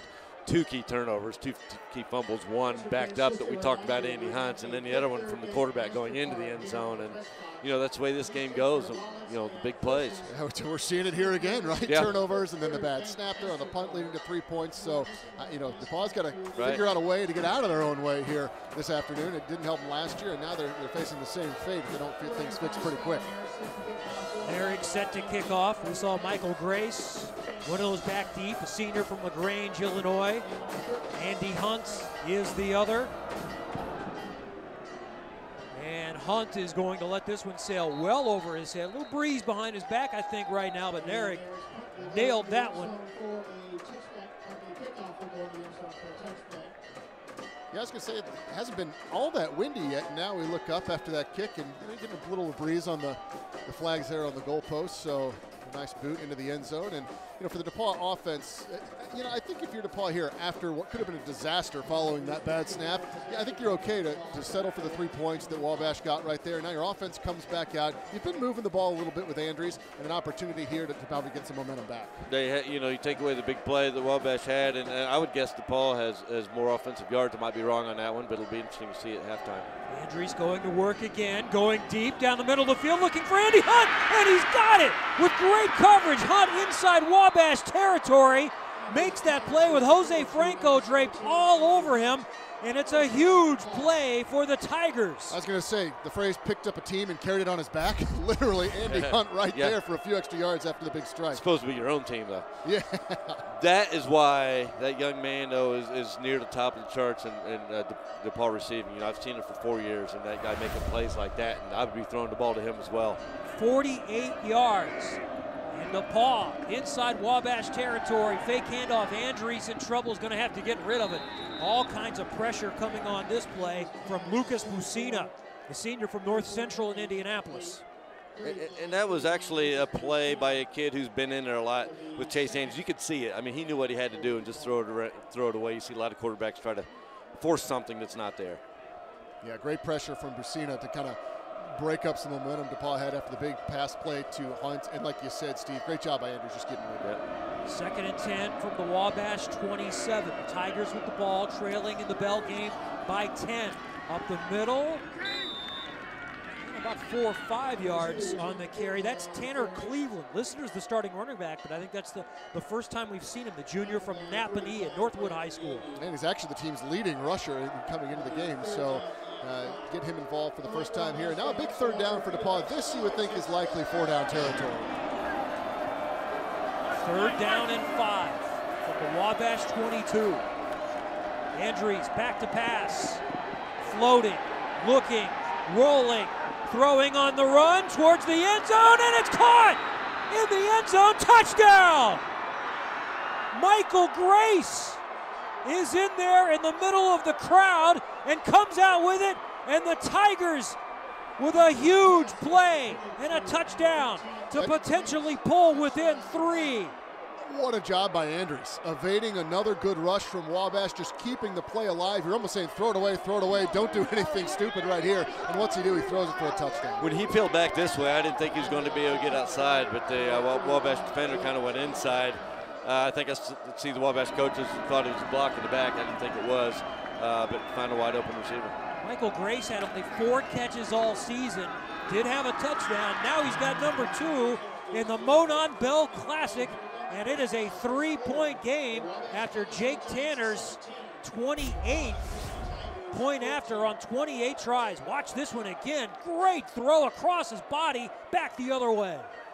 And I'm not sure the Wabash defense knew that ball was in the air at that point. At least the defender here on the near side.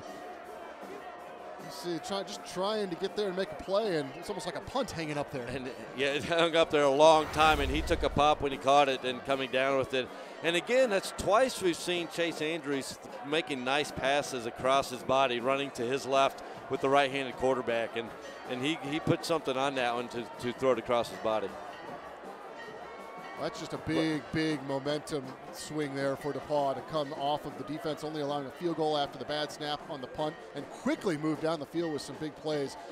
Great response by the DePaul offense. Hasn't been a half without action. We'll say that. I mean, this is a typical Monon Bell game. Just a lot of things happening, a lot of things packed together down in one half, and we still have over a half to play. 10 touchdown passes on the season now for Chase Andrews. That one was one of the more impressive ones. It's a 3-point game still in the first half here at Wabash. As the Little Giants get set to take it back, and this kickoff is going to go out of bounds. It takes a left-hand turn at the 15-yard line. So Wabash will start with pretty good field position.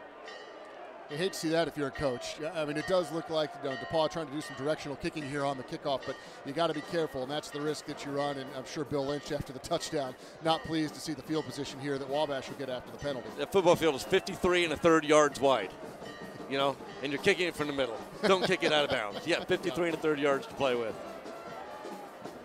Doesn't help me hitting fairways, though, I guess. Yeah, well, it worked well, the last time for DePaul when the ball, it's an oblong shape, so you never know how it's going to bounce. Last time it worked out. This time clearly didn't for the Tigers. For Don Morell's team, it looked like they had some control early on with a 14-0 lead. Now they're clinging to a 17-14 advantage in the first half. Here at home, the 125th Monon Bell Classic. From their 35, draw play, Avan up the middle, who did finally find some daylight on the last drive of the first time ball game. Scampers forward for about 4 on this one.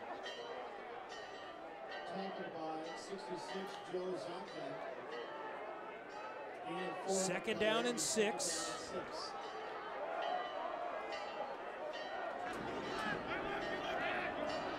Reed has one back. He's got split wideouts. Page to the left, Thomas to the right. Reed back to pass, good protection, out pass. It is Page making the catch for a first down inside DePaul territory, down at the 46-yard line. It's a great job by Page that time, just running the corner off and then cutting that route short. Great timing on the pass, too, so good play all around, a big chunk play for the Little Giants. Yeah, in case you heard the Page name on defense, Oliver is the cousin of Jake Page, the safety for Wabash. Oliver is also past student body president at Wabash, so he's quite a leader on campus. From South Bend St. Joseph's, this 13-yard catch gets Wabash in DePaul territory. First down, it's a quick pass. Avant, screen set up, and DePaul covers that one very nicely. Hyatt and Perkins over there to make the play. You get a player like that in space, it's dangerous, so that's a big-time tackle there for DePaul to make sure Avant was held to just 3 yards. Yeah, it looked like he had a seam, just caught a shoelace and kind of tripped him up on that one. 2nd and 7 coming from the DePaul 44. Watch the clock, still 3:05 to play in the first half. Timeouts are available for both teams should they need it. 2 of them each way, and a flag will stop the clock now at 2:59. And everyone points across the line. Everybody's we'll right. Got to sell it. Let's just redo it.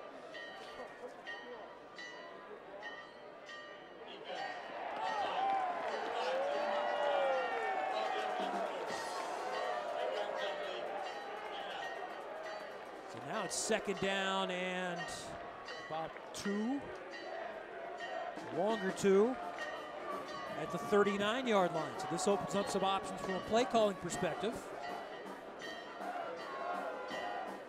Reed will stay in the gun and he'll go right at it. He'll look to the left, roll to the right, throw on the run over near the sideline, incomplete. And Rashawn Jones couldn't hang on to it.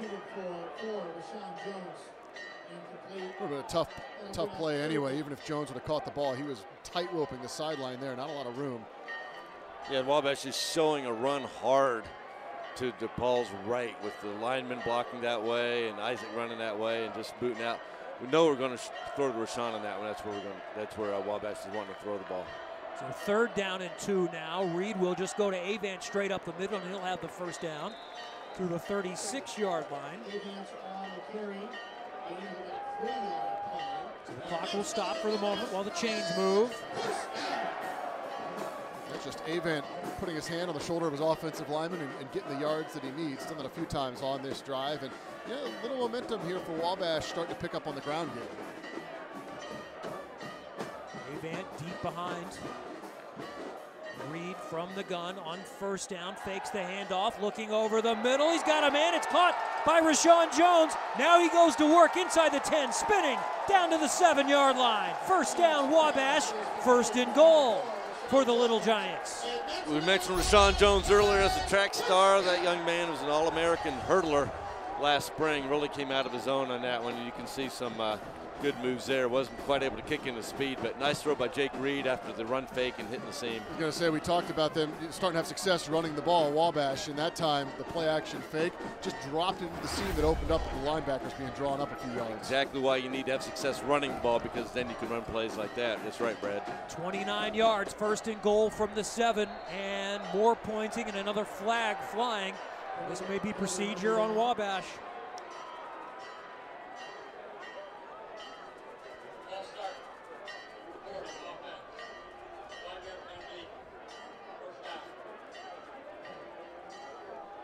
So now first and goal back at the 12. Neither of these teams that heavily penalized, a bit uncharacteristic in the first half, what we've seen from both of them here. Yeah, there's a Monon Bell game, and you expect an unsportsmanlike or two, right? Yeah. Well, yeah, a little different nerves, usually a little false starts early in the game, those types of things. From the gun, first and goal from the 12. It's Avant, and he gets tripped up. Back at the 10-yard line, gets a couple back. And one of those was Nicholson, and Nate Orison also in on the play. You know, now with goal to go, Wabash is in no hurry because now the clock becomes a factor. 1:15 left in the half. Really just like to see it. I mean, in control of not giving DePaul the ball back. Yep. Brian Thomas back in the game. Ivan Martinez, one of the tight ends, mostly for blocking, comes out. So there are 3 wide receivers available. Avant is the back from the gun. Draw play. Avant cuts to the outside, tripped up down to the 5-yard line. And another play by Nicholson. That might have saved a touchdown. Chandler Nicholson right there. A lot of room to run for Avant. He would have gotten, if not in the end zone, at least extremely close. Yeah, Nicholson's a player, and you can see it here. On you know, he's one-on-one against a running back like Avant. Nicholson, just a great play. Returned an interception for a touchdown in this game last year, so he knows what it means to make big plays in this ball game. Third and goal, under a half a minute to play in the first half at the 10-yard line. From the gun, Jake Reed with Avant now in motion. Reed rolling to his right, all the way back to his 23-yard line, finds a man wide open in the end zone, and it's the tight end, Ivan Martinez. Only 2 catches all season, wide open for the Wabash touchdown. That's just a play call. That's just a great play call, well designed and well executed. You just have to let it develop, and great job by coach and by players there all around. What a play call. What a way to draw it Yeah, up. typically the tight end is just blocking down, patient. They want to release, but they want to let the play develop and then release. And it always amazes me how defensive players, though, can run with the flow even though they know there's a man there that they're responsible for. But it happens. First touchdown of the season, only his 3rd catch for Ivan Martinez. Skylar Narig puts the point after through the uprights. And Wabash with a big finish to the first half with 12 seconds. Let's watch this one again. Jake Reed had retreated all the way back to about his 25-yard line. And Martinez just kind of, went in like he was going to block, delayed, waited. Great job by him to wait to the last second before floating out in the flat. I think that was a formation. I don't know if they had anybody who was responsible for Martinez, because Oliver Page was to that side, was actually off the ball. He's typically on the ball. He was in a tackle position, I believe. I'd have to see it again. But he was eligible because Oliver Page was off the ball. So I'm not sure they had anybody even thinking about him being a receiver. So again, good play call. Might be the first time he actually went out for a pass all game. He is in there mostly to block. Well, so then to have that patience too, knowing, hey, I'm going for a route. I don't do it very often. Just a great job by Martinez to really sell that and then score. So Skylar Narig to kick off here. Goal number 1, make sure they don't get any kind of return out of this. Andy Hunt is one of those back. He's dangerous. He averages 25 yards per kick return. And this one is returnable from his 1, straight up the middle, 5, 10, 15, trying to cut outside to the 20. Now working towards the left sideline, and will get to the sideline, out of bounds at the 38-yard line with 3 seconds to play in the half. Yeah, it's good return by Hunt. We'll see what Bill Lynch decides to do here, depending on kind of the arm strength of Chase Andrews. Still pretty good ways to heave one up to the end zone, but within reason. Yeah, Probably maybe a good chance to get the ball in 17's hands, that little bubble screen or something, see if he can do something with it. And you definitely don't want the ball up in the air very long because you never know what's going to happen with any kind of an interception return. But or maybe they might just kneel on it and go into the locker room. Well, and with 3.2, I mean, in theory, could you get a real quick strike, maybe 8 to 10 yards, get you close to midfield? If you get someone right on, right near the sideline there, it's possible. So DePaul is going to use a timeout here. DePaul does get the football to start the second half too, so don't have to take a big risk here, but I feel like Bill Lynch would have called a timeout if he's not at least thinking about doing something. I like the mid-range. Just try to make a play. Throw it 15, 20 yards down the play and see if you can make safe somebody pass. miss. Yep. Yeah.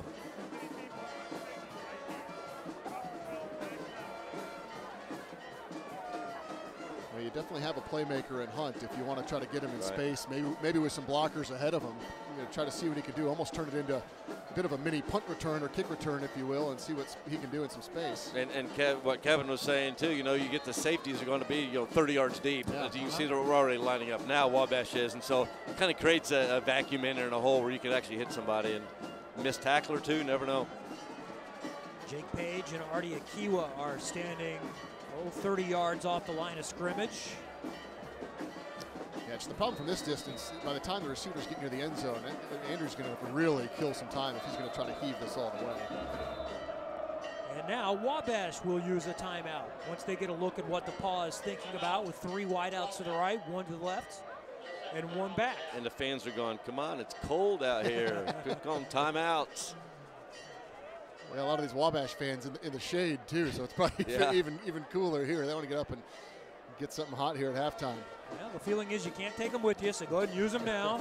Right. Each team still has 1 timeout left available. Well, more Monon memories and flashbacks to 1969. Chilly, but you think it's difficult today. Look at the snow in this one. DePaul won 17-7 at Blackstock Stadium. You got the field turf now at both schools. Take away the elements. I like the conditions. Playing in the mud, the turf.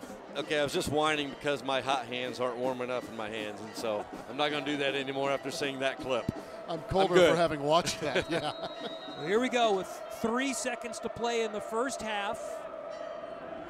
DePaul and Andrews back to pass, on the run, rolling to the right. This is the final play of the first half, barring penalty, and he'll just walk out of bounds. So, 2 timeouts each way to set that up. Safe play, though. They took a look at it, and the first half comes to a close with a lot of moments. Wabash jumped out to a 14-0 lead, including big plays. Wabash is back in it now, down to the sidelines of Katie Hargan.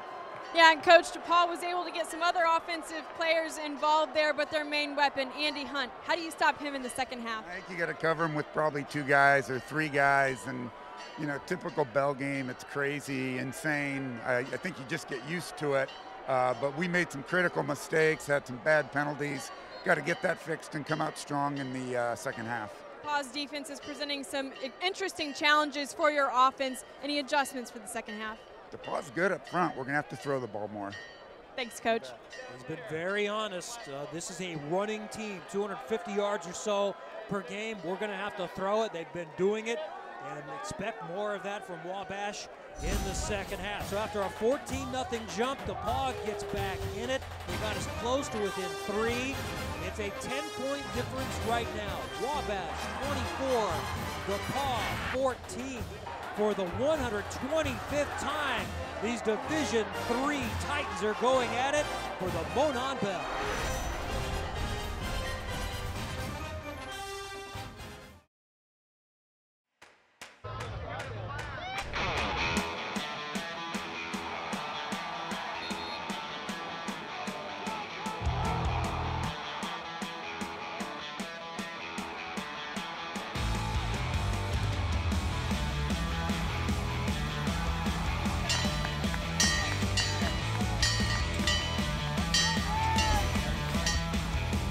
First half highlights of the 125th Monon Bell Classic presented by the Cancer Treatment Centers. Thanks for joining us today. From Wabash College and Holland Little Giant Stadium, I'm Kevin Lee, along with Brad Walker-Merca. From DePaul, Steve Hoffman. From Wabash, Katie Hargett as well. Wabash set to kick it off. DePaul gets it back to start the second half. A lot of twists and turns in this one. Looked like early on it was going to be controlled by Wabash, but boys, I think we're in for a good one here in the second half. Yeah, no question about it, Kevin. I mean, this was good back and forth. You take away a couple of DePaul mistakes and, you know, some big plays all around. This game's probably even closer, but good chance for the DePaul offense here to get back into this one. Andy Hunt wanting to get this one at the 10, maybe the 12-yard line, and it's not going to be Hunt this time. It's Michael Grace who gets lassoed over near the sideline. DePaul will start it for the first time here in the second half, trailing by 10. Some of their numbers in the first half. Chase Andrews came in relief of Matt Labus, who started the game but re-aggravated his knee injury, and Andrews came in and has played well. 8 of 12 passing, 112 yards, 2 touchdowns. He's the leading rusher for DePaul as well, with 34 net yards gained. Andy Hunt has 4 catches, 56 yards, and a touchdown. And it's a draw play from the gun. Andrews will keep it himself and pick up a good 5, 6, maybe even 7 on first down. Something interesting to watch, you know, we look at the statistics from the first half, just 58 yards on the ground for Wabash, and you heard Don Morrell say, we're probably going to need to throw the ball even more. So not necessarily the game script we thought coming in, so it'll be real interesting to see what the Little Giants do offensively when they get the ball back. Well, yeah, supposedly saying, you know, well, we can't run the ball. I guess we got to throw it more, maybe throw the ball to open up the run, if you will. Lopez is the back, offset to the left. Hunt comes in motion on second down. It is a draw play. Lopez up the middle, has a little bit of daylight, a first down, and out to the 41-yard line. Some more of the first half numbers. I mentioned rushing numbers were even for both teams, 58 yards apiece. Wabash has the advantage in total yards. DePaul, you could argue over that. 2 turnovers, 1 turnover. The second turnover was on a 4th down change of possession, but it was a botched snap and effectively became a turnover. So Wabash has the advantage there. And the quick out here to Hunt on first down. Picks up 2 or 3 to the 44-yard line. Yeah, the first DePaul turnover didn't just lead to points, it was points on the fumble recovery too. So those turnovers both are really killing DePaul Tigers. Scores for Wabash, Ryan Thomas, a 79-yarder on the first possession of the game from Jake Reed, and Bishop Rhodes returned a fumble, 54 yards for a touchdown. Hunt had a 1-yard score from Andrews to get DePaul on the board. On the second down play, it's straight up the middle, and it's Lopez getting 2 or 3 yards. DePaul also has scored on a Michael Grace 22-yard pass from Andrews on a beautiful play. And then Ivan Martinez, 10 yards from Jake Reed for the touchdown to end the first half. 24-14 for the Tigers. For the Little Giants, I should say. The Tigers have the football now. 3rd down and about 4, just shy of midfield.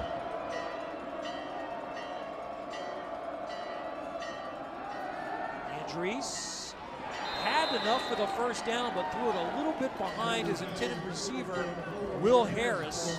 So that brings a 4th down, and DePaul will have to punt. And Andy Hunt wasn't too happy. Sorry, Steve, at the top of the formation, he had an easy route to a first down just on an in route, and Andrews just didn't see him. Yeah, and I wonder if down here is if Andrews was expecting like a hitch instead of turning out because it was thrown right where he would have done it, but he did have it open. Stroh is back, standing in his 15 to receive the Ty Johnson punts. Actually, I think that's Harris punting. Johnson was shaken up earlier on. It is Harris punting. Remember, Johnson on that botched snap came off gimping a little bit. So a change of punter, and Wabash has the football for their first chance here in the second half of the bell game.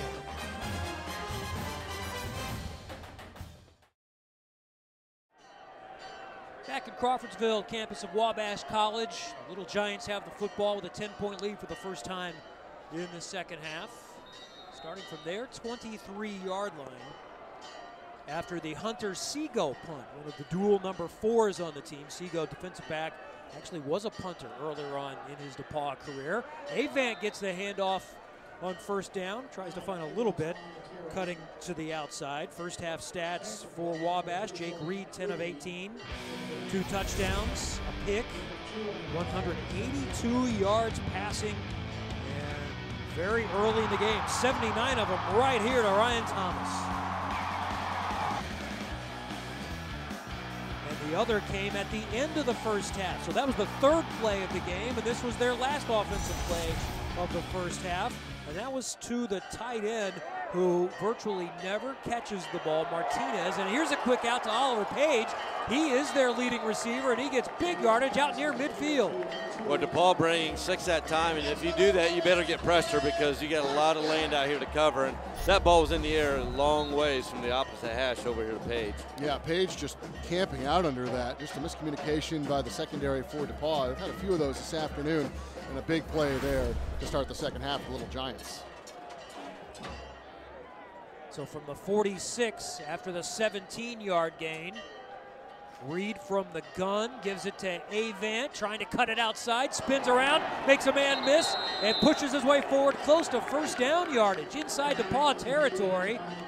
He'll be about a yard short out to the 45-yard line, 2nd and shorts.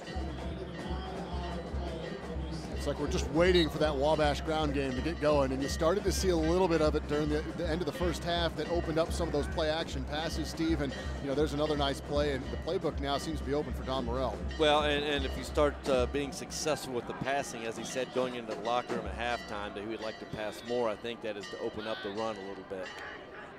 2nd and 1 from the 45. It's Avant again. He's hit in the backfield, but he'll push his way forward for the needed yardage for the first down. Paul had him. Yeah, and the offensive line for Wabash last week was actually on the D3Football.com region team of the week as an offensive line because Wabash rushed for over 400 yards just rushing against Allegheny last week. Paul did a nice job on Avant in the first half, 2.8 yards per carry, 14 for 39. He did break free for a 17-yarder late in the first half. Here he gets the needed 2 for the they're calling it third down. They're saying he's just short, so he only gets officially a yard. And here on 3rd and short, he'll get the first down, picking up 2, out to the 42-yard line.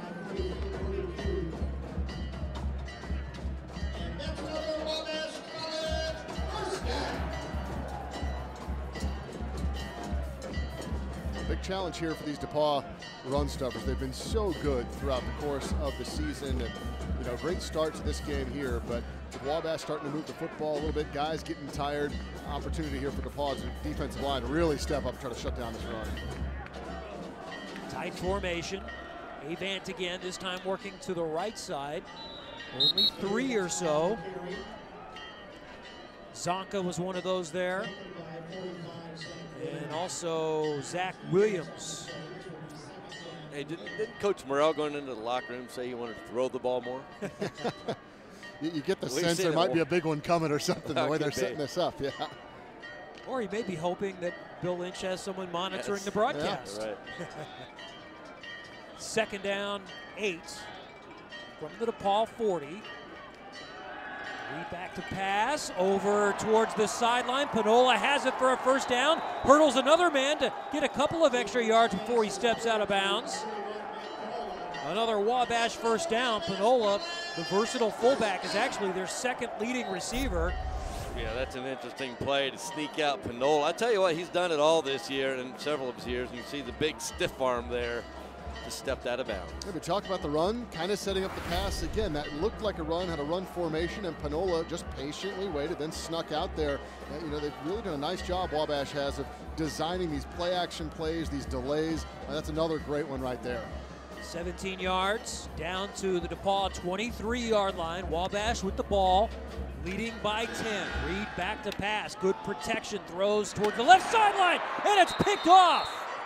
2nd interception of the game for Dylan Hyatt, his first 2 of the season. Yeah, you see Hyatt holding up the 2 there for his second pick of the game. And that was, we've seen a few balls in this game from both quarterbacks that just seem to hang in the air too long, and none of them have really fallen into the wrong hands. But that time, Hyatt able to step in and get a huge pick and stop the momentum for Wabash. It was a 2-man route. There were only 2 people out in formation. Everybody else was protecting, and you just got to make that throw. You don't want to throw it from the opposite hash all the way over to this sideline. And I tell you what, even though it was a pick, Wabash is very lucky, as you alluded to, Brad, because if he could have stayed in bounds, if he had another yard of inbounds real estate, he would have gone to show. Yeah, that's just a fluttering duck there. You saw not a great throw, and that's a big play for the DePaul defense. So the second Wabash turnover, both of them Dylan Hyatt interceptions, and DePaul now takes over, and Andrews will fake the handoff, keep it himself straight up the middle, and he'll get a quick 8 or so out to the 25-yard line. Well, the other thing, if you're a Wabash fan, you don't want to see, move the ball, move the chains, first down, and then you throw that when you're looking like you're sitting good to at least get some points on the board.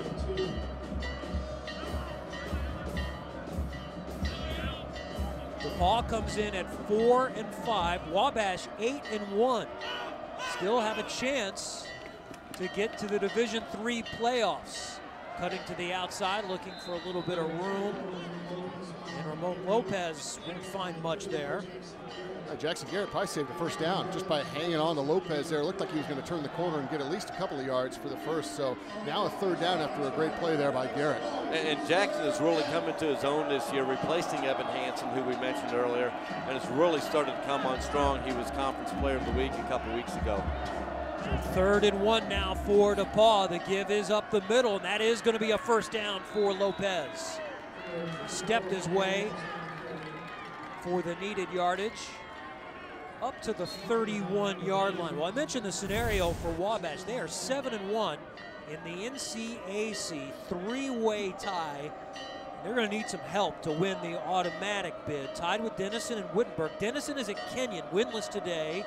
And Wittenberg is at Worcester, 4-4 on the season. So it's probably going to take one of the 5 at-large bids for Wabash if they win today to be able to get into the Division III playoffs. Out for Andrews, caught at the 35-yard line, and immediately Will Harris is knocked out of bounds.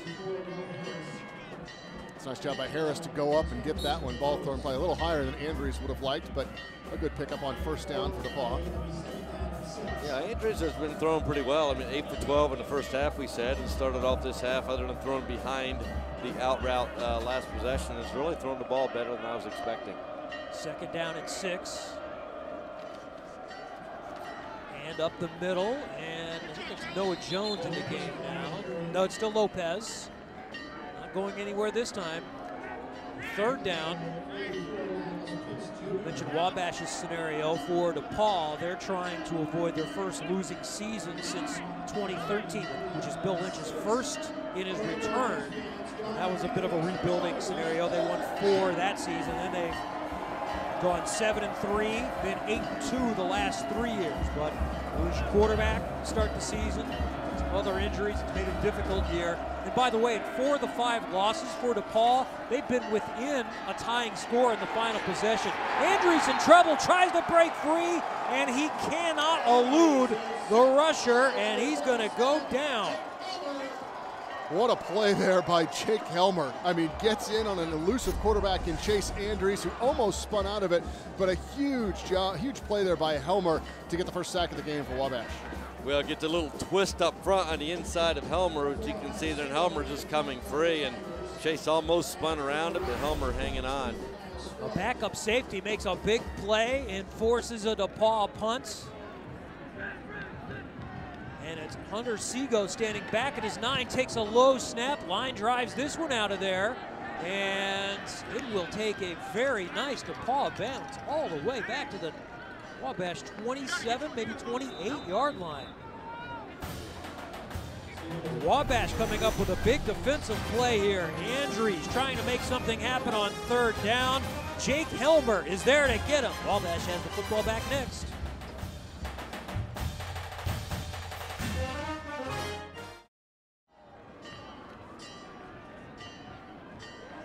Welcome back to the 125th Monon Bell Classic, where the Wabash Little Giants lead the DePaul Tigers 24-14 after a big defensive play from the Wabash Giants. They've got Jake Reed and his offense back on the field. Jake has lots of options to go through today. He's got Oliver Page, Rashawn Jones, Matt Pinola.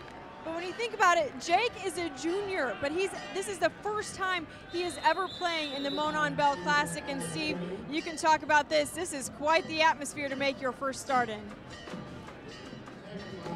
Yeah, and it does make a difference when you're coming out the first time. And usually, though, you get the first two snaps in, you settle down a little bit. Where I typically have seen quarterbacks falter, and coming into the first start in this game is the first snap or two. So this is his first Monon Bell on campus. He transferred from Mount Union last spring. Does it help him at all that he's not watched this one before? Maybe he doesn't. He's probably going to understand the significance a little more as he moves forward. Avon takes this handoff and gets a little bit, about 6 yards out to the 35-yard line. Sometimes they talk about young players don't really know what they're getting into. Right. I'm sure he's been... Don't know enough to be nervous. He's heard about it, but he's never been here to experience it. So he's trying to approach this like another game. And this game goes from your typical 3,000 to a home game to, triple that, which you don't see that happen in other programs in one game. And where I see it happening when they start setting up the bleachers and they come out and practice in this facility and they look around, there's all these different extra bleachers set up, and the freshmen are like, wow, what's this? This is different. Little Giant Stadium normally seats about 45, about 9,500 are here today on 3rd and a long 2, and that's going to be close. It might be a little bit short on the give right up the middle. And we'll see if Pinola got enough for the first down. There's the marker. He might be a foot or so short. Yeah, it looks just a little short, but that's the guy you got to give it to. Pinola has bowled people over left and right for extra yards all afternoon, so good play call, but the DePaul defense holding tight, and we're going to see what Don Morell will do here on 4th and very short. Ooh. 4th down in his own territory. The offense is still on the field. There's a great look ahead, and temporary bleachers here. End zone, corners, doubling the capacity. Wabash will take one of their timeouts now to think about this. And we'll find out if they go for it from their own 36 or kick it away. Up by 10 in the 3rd quarter in the Monon Bell Classic from Wabash.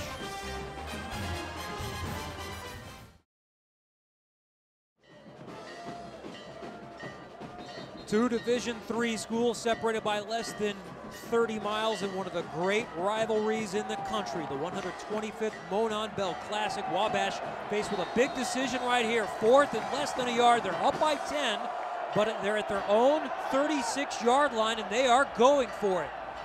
On 4th down, the give is up the middle to Manola, and I don't think he got it. Second effort, though, might have been enough. There is a flag on the play. He looked stop, he spun out of it, and if they allow the second effort, it would be enough. But what is the penalty?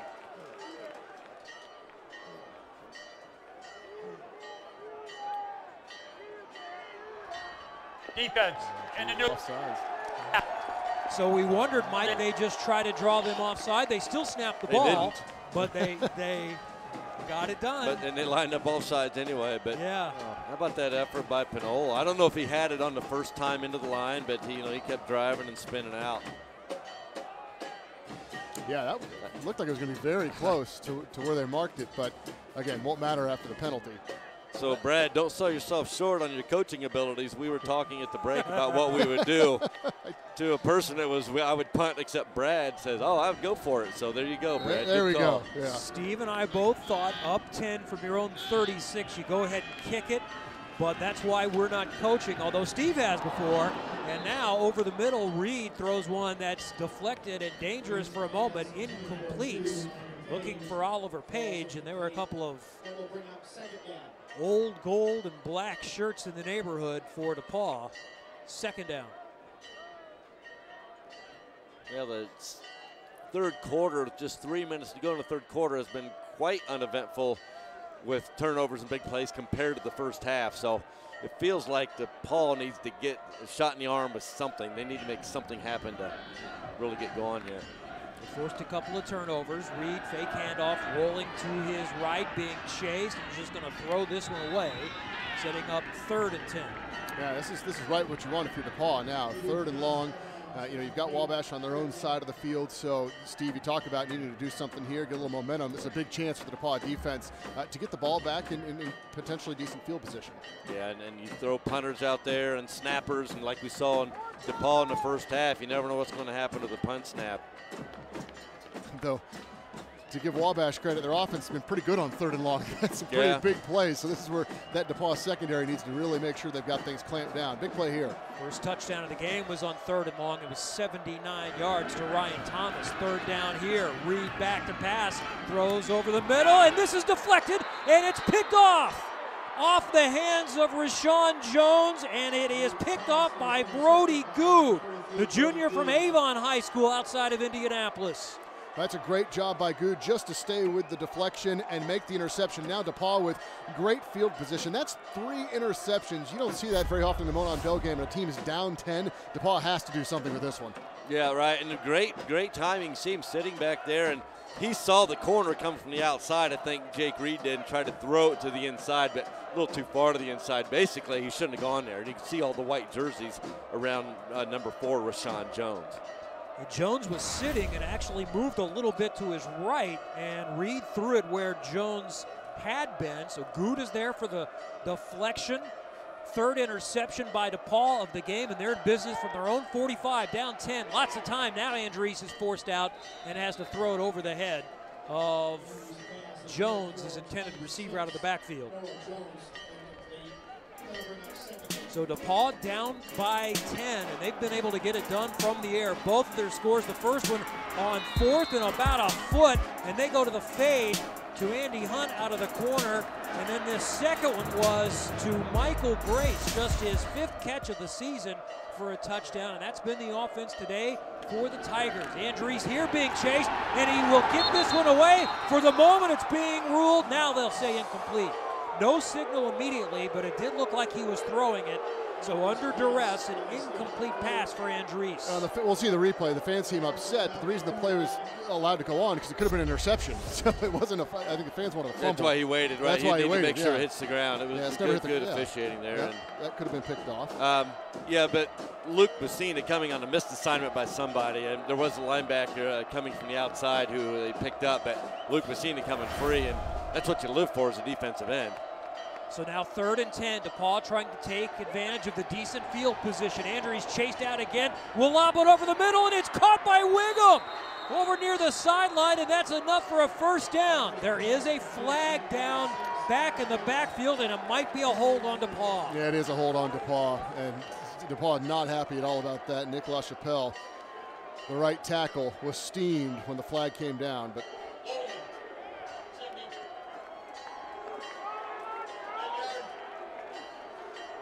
I think that look says it all from Bill Lynch. Yeah, the right head there. shake. And that was a great little play by Andrees to keep it alive and get a 1st down. We watch for the hold, and we also watch the little shovel pass. Well, that was a little takedown. They had the arm around him. And usually when the lineman looks for the flag and sees it, they were looking for the flag for a reason, hoping something is not called. So now it's 3rd and 20, back from their 35. Gun for Andrees. Quick out to the left side, trying to see if Hunt can make something happen, and he won't get anywhere. You know, and the thing on that hold is, I don't think it would have made a difference if he wouldn't have pulled, because I think Andrews was getting outside pretty quickly, so it's just a big play that they had to come back. Yeah, and how about 3 interceptions for DePaul, and now still trailing by 10. That's just, I mean, you can't do that. You've got to get some points off of these turnovers in a game like this. A huge stop by the Wabash defense. They have picked up the Wabash offense after the 3 mistakes. And DePaul has had some opportunities that they could not convert on. So now after Ty Johnson injured, Hunter Seago, starting defensive back, is in the punt. Snares that snap. This is a nice spiral punt that's going to send Stroh back, retreating at the 27. He's back at his 22 now. And we'll get back out to about the 26-yard line, so just about where he originally fielded the punt. So good coverage by DePaul. And Wabash will start from their 26. Hey, we're at that point in the game, Steve, where you're kind of waiting for that next big play, and you think next score maybe is who wins this football game. Either way. But this is a huge series for the DePaul defense to try to clamp down because they lost some momentum there after the turnover. And the Wabash offense has been pretty methodical so far this half, but they've got those weapons ready to break out. And you said there had the potential to be a couple big plays. There are 2 interceptions by DePaul just this quarter, but haven't been able to do anything with it. So you kind of just forget about them. Bigger package in. Shea Goss, backup fullback, is in the game as a blocker for Avant off the right side, spins. And DePaul does a nice job of keeping him in check. Well, DePaul, again, stopping him for a loss there. Krupe on the tackle. And, if you're Don Morrell, you'd really just love to maybe 3 yards here, 4 yards here. Start pounding the ball on the ground a little bit, start making the clock a factor in this game as we get close to the fourth quarter. Yeah, a minute to go in the third. It seems surprising to me. It just feels like this quarter has zipped by, and you do start looking at the quarter and the time a little bit. Up 2 scores. Wabash is okay to see that clock run right now. Avant nowhere to the left. Straight up the middle, finds something, and it's a first down and more. Pep will eventually stand him up, but Avant made something happen that time.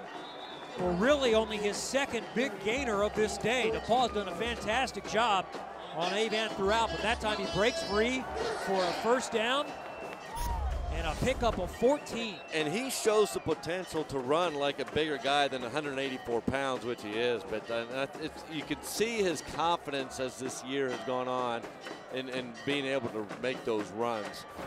That was great patience. He just waited for the whole play to kind of wash to his left, and then was able to cut back and then showed the strength at the end of the run to pick up a few more yards and a first down. Over 1,000 yards on the season for Isaac Avant. He'll get it again here, trying to cut to the outside, makes a man miss down the left sideline, cuts it back in, another first down for Avant, who is starting to gather some momentum inside DePaul territory to the 40, and another Little Giant first down after a 20-yard pickup. And Wabash would like nothing than to stay successful at doing this, but you just wonder at some point, are they going to pull that and then boot or do some kind of play-action pass? Like we talked about earlier, maybe the run now setting up the pass. So Avant is going to start getting close to flirting with 100 yards. He gets a break here, and sophomore Michael Walker from Indianapolis Southport checks into the game. He averages over 6 yards per carry in his 20 carries this season. He'll get a little bit of room on his first touch of the day. It's 3 or 4 yards before he's pushed out of bounds. May have been a hold by the team in red that was let go there on the edge, but that happens in about every football game.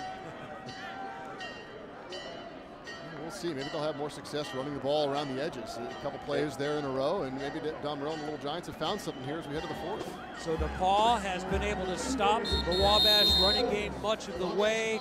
The Little Giants are starting to heat up on this frigid November day in Crawfordville. It's the Monon Bell Classic for the 125th time.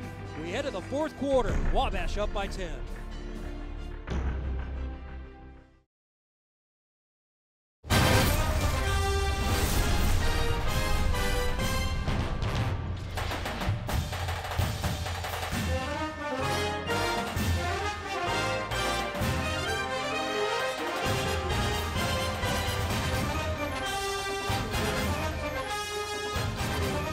To the fourth quarter of the Monon Bell Classic at Wabash this year. This historic Division III matchup since 1890, every year since 1911. This is the 125th version. We start the fourth quarter with Isaac Avant on second down, getting the football straight up the middle to the 35-yard line in DePaul territory. Wabash leading by 10. By the way, Wabash, watching the scoreboard a little bit today, they're 8-1. Three-way tie for first in the NCAC. Well, Denison has already locked up the automatic bid. They won at Kenyon 61-7, while Wittenberg, also 7-1, leads at Wooster 27-21. So tie is the best that Wabash can do. Quick throw over the middle, and that's another first down. That's Ryan Thomas making the catch. That was a bullet. Yeah, nothing fancy there. Run down the field, turn to the inside, find the opening. And nice throw by Jake, just like you used to do, Brad, finding that opening and making the catch. Yeah, it's nice when you have that room to run. You can just settle down, an easy pass from the quarterback. And it's another example of, run, and finally the passing lanes open up over the middle. And Wabash is threatening to put the first points of the board on the second half for either team. It's a slower start for Isaac Avant, but he's over 100 yards rushing now, 24 for 104. Gets it again and had some room, but slipped as he tried to make the cutback. At the 21 is where he will be marked, so a pickup of 3. There's a flag on the play. It's against Wabash. 54. Holding. Freshman Dane Smith. 54. Okay. 10 yards to the previous spot. Be first down. That's, by the way, the 5th 100-yard rushing game for Avant this season. Take away those 3 for the moment, leaving at 104. He's going to get plenty of opportunities with a lead here in the 4th quarter. Now it's first down and a whole bunch on 1st and 20. Avant up the middle, trying to push his way forward. Not happening that time. Let's see what happens the next couple of plays. With that hold, that could be a big-time play in this football game. If the Paw defense is able to stiffen up right here, you'd be in a tough spot of the field for Don Morrell deciding what he would want to do. So that's a big-time hold. But still a couple of plays here for Wabash to try to pick that first down. Yeah, because Wabash doesn't get any positive yards here, and you're definitely out of field goal range. And yeah, you're right. Zach Williams and Anthony Sansone made that stop for DePaul. Second down now and 21 from the DePaul 34. It's Avant again. Nothing inside. Cuts outside. Has room. 30, 25. Down the left sideline. Out of bounds inside the 20. Setting up a manageable 3rd down. Just no one outside there for DePaul. And great job by Avant to run right into the defense and then kick it out and find daylight. Well, kind of the heavy formation, Wabash kind of packs it in there, and I know they Wabash wanted to throw out of that formation as well, but you don't have to when you can just seal the edge and let one of the fastest guys on the team get to the outside. And here's where you have to have discipline if you're DePaul. Still 3rd and long, 3rd and medium here. You've got to make sure you're watching your man, you're staying in your area. Play action pass right here. We've seen a very creative play calling from Don Morrell in these type of situations. 3rd down and 7. They can't give up a touchdown here. Field goal or less still keeps them in the game. And this is out of bounds on 3rd down. And this is anything but a chip shot field goal right here. I would think they might consider going for it. No, they are going to kick it here. And Skylar Narig is just 4 of 10 for the season with a long of 39. He's also missed 6 PATs. And this is going to be about a 37-yarder. It has been an adventure kicking field goals this year for the Giants. 4th down and 7. Remember the 2 fakes last year. Same guy as the holder. It's Austin Nightingale. DePaul is certainly prepared for that as well. Snap is down. Kick is up. Plenty of leg, and it hits the uprights. No good. Well, you go back to that hold again right there, pulling the offense back a little bit and then forcing the field goal. And heck, they're 2 yards closer. That thing might just sneak in the upright. Yeah, you're right. Eric had plenty of distance on that, and it just kept fading to the right and even hit the inside of that upright and did not get the lucky bounce. So, more life for DePaul. And that would not have clinched it. Still would have been within a 2-score game. But gives DePaul some more options, but they have to start moving the football. Yeah, something they couldn't do their last possession after the interception. No, they really need to move the ball. They really haven't done this half, even after getting 2 interceptions. The Wabash defense is stepping up. From their 20, it's an end around to Andy Hunt, and he's got a little room and a first down out to the 35-yard line. And that's what you want if you're DePaul. Give yourself a little bit more breathing room, get some momentum. You got guys clapping over there on the sideline, and see if you can build on this for the offense. Andy Hunt has picked up his 40th career touchdown catch today, and he's also had a couple of nice runs on end arounds. He only rushed for 41 yards on the season on 13 attempts. Back to pass, Andrees, quick over the middle, caught at the marker again, and a first down for Will Harris, a pickup of 11 or 12, just inside Wabash territory. I think that's Chase Andrews at his best. We've seen some throws from him, really strong arm, and when he can get that thing through a seam there, he's got an accurate arm, a strong arm, and a great catch by the wide receiver. Yeah, and you can feel a little momentum building on the team in white here, a couple big plays. Andrees is just a sophomore from Pittsburgh, went to Beech Grove High School. This is a big building block for his future too. Handoff up the middle, gets 3 or 4 yards for DeMarco Henry, the senior from Ben Davis in Indianapolis. Using Hunt as a decoy that time, which I would do too, put the linebackers in a pickle, seeing Hunt flying across and then giving it up the middle. Clock a factor, 11:15 to play. Paul has all 3 timeouts when they start to need them. Second down from the Wabash 47. Andrees throws over towards the right sideline. It's caught by Hunt, and he'll step out of bounds. Really nice timing play there. You know, Hunt faked like he was going to go deep and then stop on the comeback route. Ball already in the air, turned around, there it is, an easy pitch and catch. You know, for me, hearing that Chase Andrees, you know, can really run with his feet and his throwing is a little suspect, or else I read into that. I'm not seeing that at all, because that, again, was a nice tight spiral and right where it needed to be. Yeah, his arms look pretty good when the timing's on. Good strong arms, nice throws the last couple of plays. Enough for a first down. We've talked about the Matt Labus injuries the last 2 years. Andrees actually had one last year as well. Here's a handoff off to the left side for Hunt, straight up the middle for a big gainer inside the 15-yard line. Now this is when you ride your studs in the fourth quarter of a big game, and that's what DePaul is doing here with Andy Hunt on the ground in the air. And you watch just a great cutback right here by Hunt to pick up quite a bit of extra yards and pause in business. Yeah, with Andy Hunt, I would be riding him all game. I mean, he's a playmaker. You can see it on that one.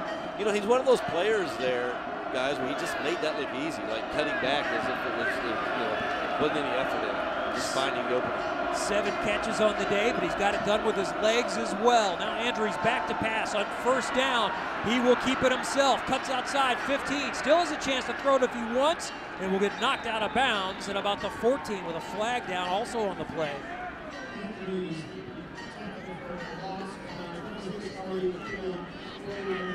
A lot of times when a quarterback keeps dancing like that, I didn't see anything, but usually a good chance there's a hold.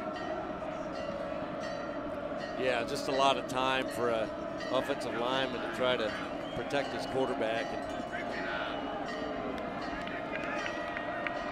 Here's the call. During the run, legal blocking back, number 7. Or there's that too, like Big on a first punch. down. Yeah, I think, and what's tough there, I don't know who did they call it on Hunt? I think they said 17. Yeah. I think what's tough there is Andy doesn't know if Andrew's going to actually run with the ball, turn into a runner, if he's still trying to throw, and that's what happened here, Yeah. So Andy's down in a pattern, comes back to try to give his quarterback some room, and a clear block in the back. Moving back to the 22-yard line. First down and 20. Draw play straight up the middle. Henry will get some of that back. Inside the 15, maybe the 14-yard line. Back close to the original line of scrimmage. Well, that was a hard run, kind of bringing some energy to that offense. Bishop Rhodes for Wabash, number 10, definitely felt that one. A day like today, you feel them too. It's a little chilly I felt out it there. watching it. Second and 12 now. From the Wabash 14, DePaul trailing in the bell game by 10, and they'll need to use a timeout. The first one they will have to burn.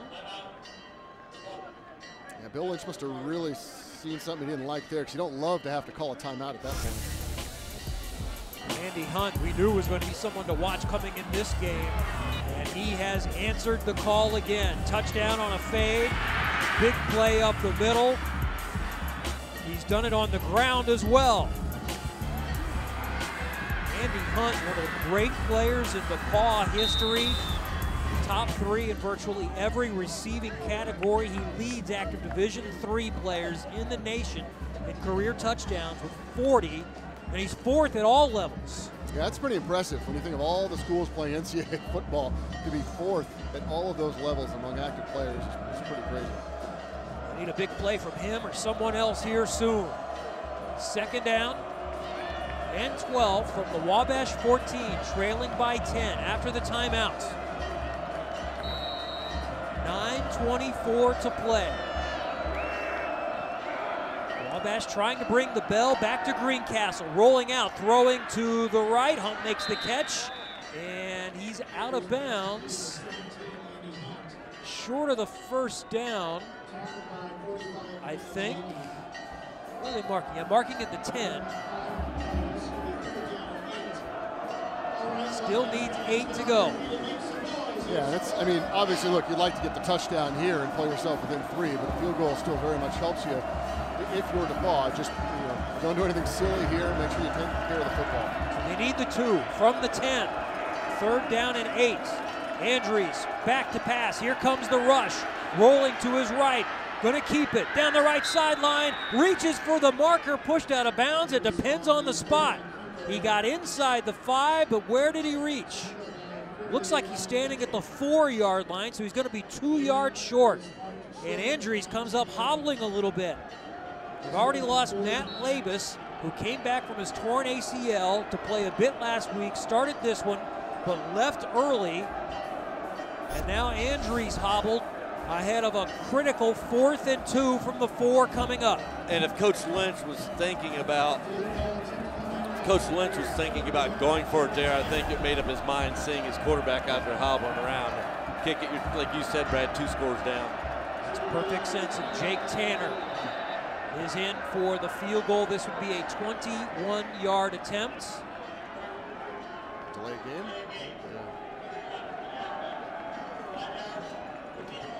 So make it a 26-yard attempt. Tanner has range to about 39 or 40. So this should still be well within his range, but every time you move back, it means if you're a little bit wide, you just don't have as much margin for error. Right. So it all matters. His longest of years, 43, by the way. Tanner, 14 of 18 this season on field goals.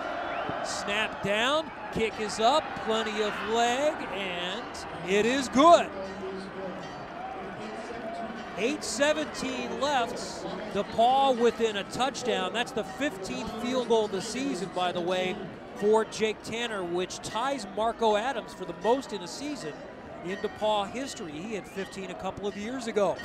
So it's a 1-score game. 8:17 to play for the Monon Bell. Stay with us and find out who gets possession for another year.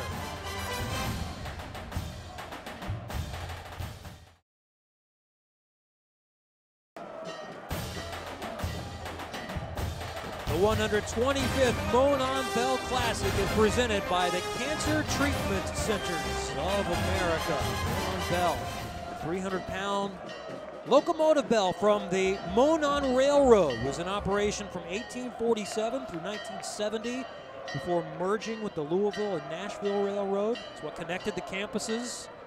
DePaul is about 28 miles south of here. We're just northwest of Indianapolis, just south of Lafayette. Just north of Greencastle. And we've got a 1-score game. Wabash getting the ball back, up by a touchdown, 24-17. And this is a short one, returned out to about the 38-yard line. It's an interesting kick there. I think, wanted to keep it away from Avant, but short kick, and now Wabash has pretty good field position. It seemed intentional, didn't it? Yeah. It didn't seem like just a poor kick. Tanner Skeel, a backup quarterback, with the short return, and we saw the quarterback for DePaul, Chase Andrews, hobbling a little bit. Katie, what do you know? Well, Kevin, I came over to the DePaul sideline to check in and see what exactly happened with Chase Andrews after we saw Matt Labus also hobble off the field and end his game in the first quarter. I asked the medical staff what happened, and they said they can only tell me that Chase Andrews will continue playing, so it can't be that serious, guys. Avant gets it here on 1st down. He's starting to heat up, over 100 yards, and didn't look like he had a whole lot, but he still got 6 on that play. Yeah, he's really having success running outside, Steve. Yeah, and he's getting pretty good, like I said, cutting up this year. He really came into his own, and wouldn't you know, we're in another bell game, guys, and we're within a score with under 8 minutes to go in the game. I think there's two things to watch from that last DePaul drive. One, Andrews, who will come back out, but might be a little hobbled. And two, they had to use that timeout, and I don't think Bill Lynch wanted to do that, and that could be a big factor going forward. Right. 117 yards on 24 carries now for Avant. With the clock in their favor, he'll get it again and close to the first down. And it looks like where the officials are coming in, that will be enough to move the chains. It is a first down for Isaac Avant. Over 1,000 yards this season. He's not expected to get that many carries. Like James, leading the conference rushing last year. Austin Hoover, senior from Sheridan High School. But Avant has got it done, and he never was the workhorse in Warren Central, the powerhouse in Indianapolis either. But here he has been for Wabash. First down incomplete for Oliver Page. Second down and coming up. Avant is just about at his season average. 115 per game, he's just surpassed that. Paul did a great job on him early, where they kept coming at him. It's one of those, you look at the box score, I think 115 yards, what we saw in the first half of the game, but now quickly those are piling up here in the second half. Yeah. Second down just shy of midfield from their own 48. Avant again, and he will break free with some daylight into the secondary, and it's going to take 4 or 5 white, gold, and black shirts to wrap him up. It's another first down for Wabash. And that's something this offensive line has done this year, and this offensive line has taken pride in. Burning Slager, McAtee, Phelps, and Smith, just really trying to wear down defenses. But I know the DePaul defense is physical as well. But those guys, Brad, you alluded to it earlier, those guys have been on the field a long time this second half. Yeah, they really have. Starting to get tired. I think it's starting to show a little bit. That DePaul defense really needs to clamp down here. 136 rushing now for Isaac Avant. He'll get another chance, looking left side. Tries to cut it in. Another 3 or 4 to the 34. The clock continues to work in Wabash's favor. And DePaul's in the situation they've been in so many times this season. They've lost 5 times. 4 of those, though, they had the ball with a chance to tie the game on the last possession. And that's where they stand right now if they can get a stop.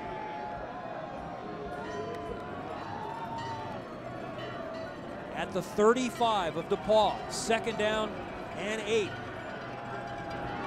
Do we see anything other than Avant getting it right now? Shotgun. Reed, Avant again, left side. Tiptoes his way for a yard or two, never does go down. Forward progress stop, whistle blows, and it's a third down coming up. You know, we're talking about the offensive line. You see the big number 64 right there walking Jake Slager. Also another player. Actually, Jake Slager played high school ball, was a lineman for Ike James, a running back we mentioned who's been injured. They both played at Lowell High School, so they know each other well. Big third down coming up here. Could be 4-down territory. It's too far for a field goal, probably too close to punt.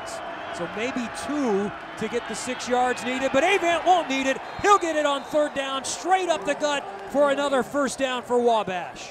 That's just killer for DePaul. I mean, it looked like they had Avant near the line of scrimmage, tripped him up, and he was able to stay on his feet and lunge forward very close to the marker here. Thought he had it. Let's see on the spot. It is not apparent, so they are going to have to measure. He was tripped up, so it just depends on where that knee went down the first time. So a measurement with 4:57 to play. Wabash up by a touchdown. DePaul trying to get the football back. But no question, if this is short, this is 4-down territory here, I think. I mean, you're probably not going to kick after the last missed field goal. You're definitely not going to punt. Oh, look how close that is. I think he's got it by an inch. Gotta get out they move it again. Now he's an inch short. Oh, jeez. Gotta get out the index card like Ed Hockley did in the NFL game. See if it slips in there. That's a good call, Steve, because that's not even a full chain link, is it? If it was a short one. When you can show how far they have to go with one hand, you know it's close. So 4th down. A first down doesn't seal the game, but a stop gives DePaul an excellent opportunity and plenty of time with 2 stops. Bunch formation. Panola is the back. Reed We'll give it to Panola, and he'll dive forward. Should be enough for the first down. They're going to mark it at the 25. He's got the first down and a yard or two more. Move the chains and roll the clock for Wabash. Yeah, it shows what kind of push the offensive line is starting to get, because he jumped in the air and he looked like he went nowhere, but he got 2 yards in that. My point is, by the time he got to the line, there was already a yard further. Yeah, that's just a big, tough runner. He just breathes first downs, it looks like. I mean, I don't think any question who was getting the ball there, Panola. The linebacker, Krupe, stood him up, but it was the movement up front that allowed that first down opportunity. So now Avant goes to work again, and this time he stopped. He's going to lose a couple on this one. Yeah, that's exactly what you need there if you're DePaul. Try to drop him for a loss a little bit on the clock. We'll keep running, but you know, by no means is Wabash in comfortable field goal territory as we saw here. I mean, they're going to need a first down. No, I don't even think Wabash would even attempt it from where we are now. I mean, anything over 40 yards, I just don't think with how this season is going with kickers that we would try it.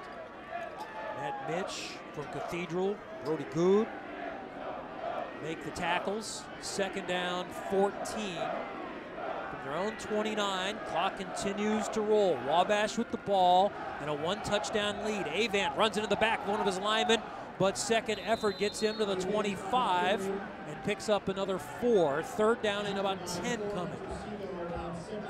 Yeah, it's getting interesting play calling time here. And, you know, we start looking at the clock, and, you know, we're down to 3:25 left in the game, and then these last 5 minutes have gone just really quickly. And, you know, that comes into the play calling where Coach Morrell, you want to keep it on the ground, keep that clock rolling.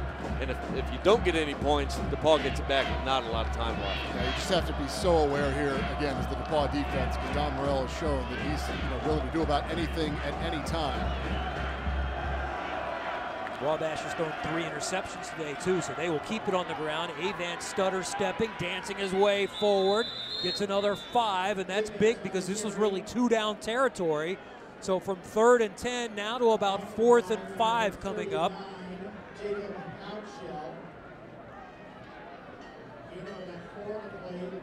Looks like 4th and about 6. Would think you'd try to kick this one. Doesn't look like we are. I mean, it would be a, 37-yarder.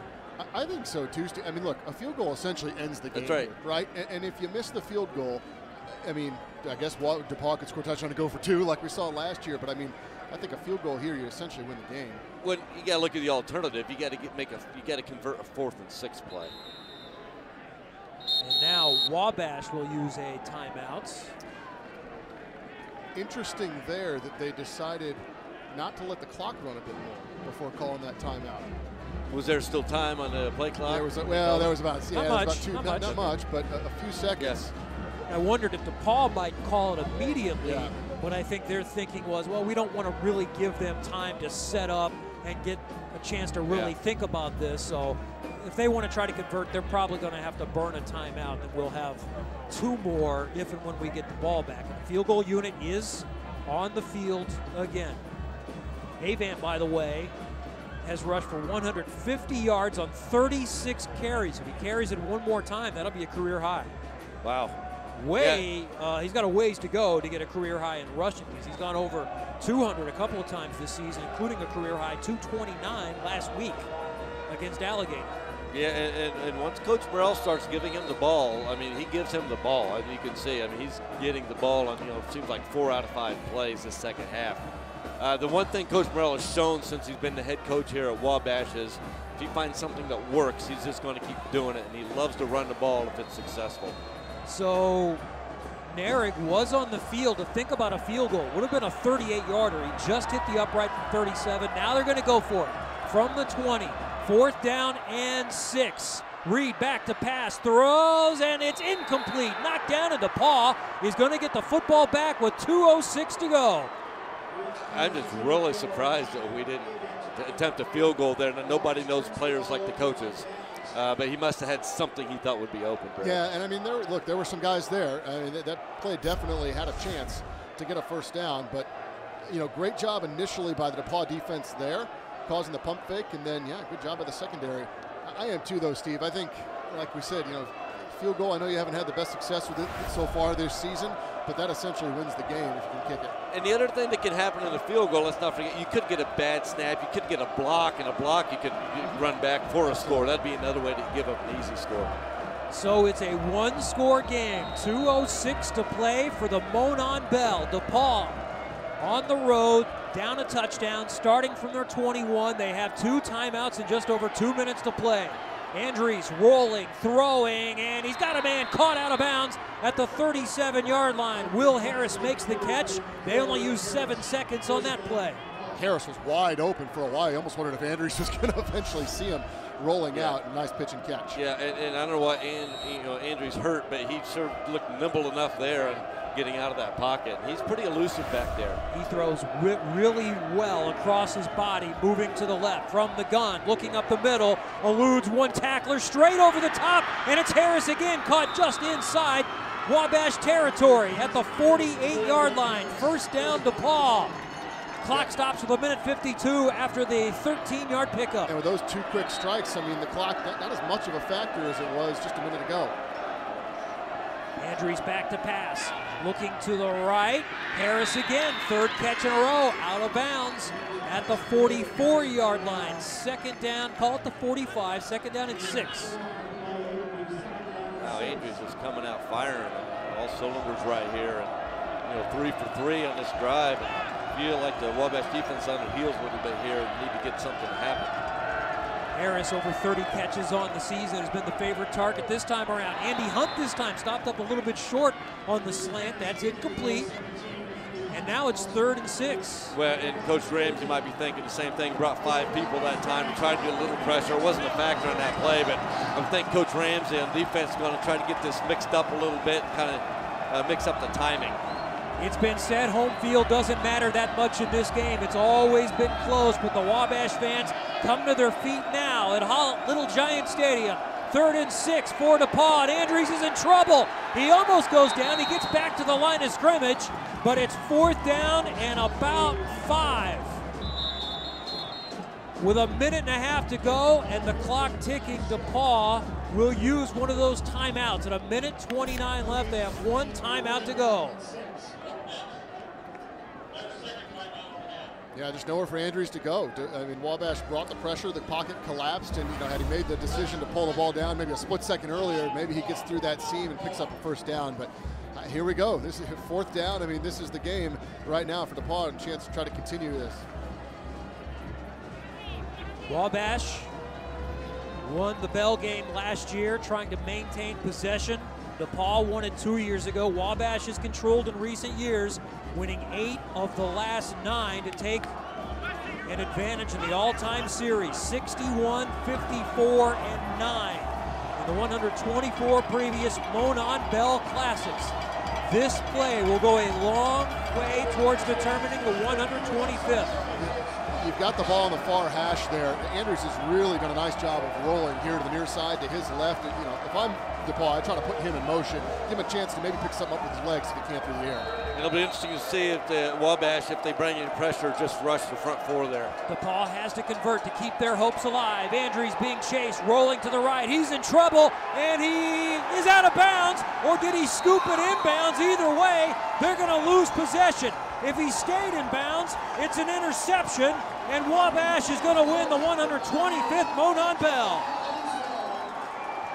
Well, I'm just not sure about that one. I mean, Andrews got flushed out of the pocket pretty quick. We'd have to look at the replay, see where some of his reads were down the field, but never looked like he felt really comfortable where he was trying to go, and quickly ran out of bounds, ran out of room on the sideline. Yeah, to give credit to the front 4 there, pushing him out of the pocket. And he did get stretched out a little bit. May get a little antsy feet, but at that point right there, Brad, is I think what you were referencing. You just got to throw it up somewhere. And he stayed in bounds, so give Jacob Macaluso credit for the interception. This will be the vantage point that sees it. And you're right, he knew he had nowhere to go, but don't run out of bounds. Throw it and hope there's a deflection and something happens. So credit to Andrews for trying to keep the play alive. And it looked like pretty good pass protection, actually, and got a little antsy, but he's had success in getting out of the pocket today. Yeah, it makes you wonder where some of the reads were down the field. Protection was pretty good. Again, I'm just surprised you didn't see him roll out this way and try to extend the play a bit. But, hey, great job by the Wabash defense there to clamp down after that great start to the drive for DePaul. Yeah, sure looked like they were going to go down the field. once again, for the 5th time this season, Bill Lynch's team will have a chance to tie it late in the game and come up short. DePaul uses their final timeout. They cannot stop it again. With 1:11 to play, Wabash will be able to run out the clock the rest of the way. And you're going to see some, some camera work here. It's great camera work. Some of the seniors. I mean, this is all, Brad. We haven't talked about this much. This is all about the seniors. This is the seniors' last football game of their life. These guys aren't going to the NFL. It's not true with any other sport, but the sport of football, once you're done playing college football or high school football, whenever you're done, you're done. You don't put the pads on again, and just a little extra at the end of the game. Yeah, Steve, you're right on. I mean, the emotions that go into this game, 364 days a year leading up to this, and this week is so special for so many of these kids and their parents, their families, the coaches, and the campuses themselves, and all culminating here. It's just a huge moment, especially for these Wabash seniors now. And the underclassmen want to win it for the seniors. You hear that language every year. Reed takes a knee. 3rd down coming up. Now Wabash does have a chance to play again. They'll find out Sunday evening if they get one of the at-large bids after a 9-1 season, 8-1 in the NCAC. Yeah, it's probably a long shot. We were talking about it before the game that Wabash would get an at-large bid. Typically the NCAC does not pick up one of those 5 national at-large bids. For the final time, Jake Reed takes a knee. He will not need to take another snap. For the 9th time in the last 10 years, the Wabash Little Giants have won the Monon Bell Classic. The 2018 version, a final. Wabash 24, DePaul 17. And the home fans can enjoy some sunshine on an otherwise very cold day in Crawfordsville. We saw another good one today. Yeah, we really did. It's 3 years in a row. This game has been really good going down to the final possessions for either of these teams. And I think a bit of a microcosm of DePaul's season with the injuries, with what they had close in it almost every week, but just coming up short. But Wabash, 9 of the last 10. And this has really been a dominant run for the Little Giants. But great to see another close game this afternoon. You said it, microcosm of their season. We talked to Coach Lynch before the game, and he said, in all but one of our losses and 4 of our 5 losses, we have had the chance at the end of the game to tie or take the lead, and we just haven't gotten it done. You could put this in that category. They did have that chance, but they had enough big plays that they should have had more points off those turnovers. Down to the field, Katie Hargett is with Wabash coach Don Morrell. And the Wabash students have just rushed the field here at Wabash College with Coach Don Morrell in a year that your team overcame some incredible obstacles to even take the field. How much more special does that make this win? It's incredible to know what these kids have gone through in the last 8 weeks of their very, very young lives. And to end it like this is truly special. It tells you about Wabash College and the integrity and just the kind of kid we get here. And DePaul played a great game too. I feel like over and over and over again, the guys upstairs were saying, Isaac Avant, Isaac Avant. How key today was he in that win?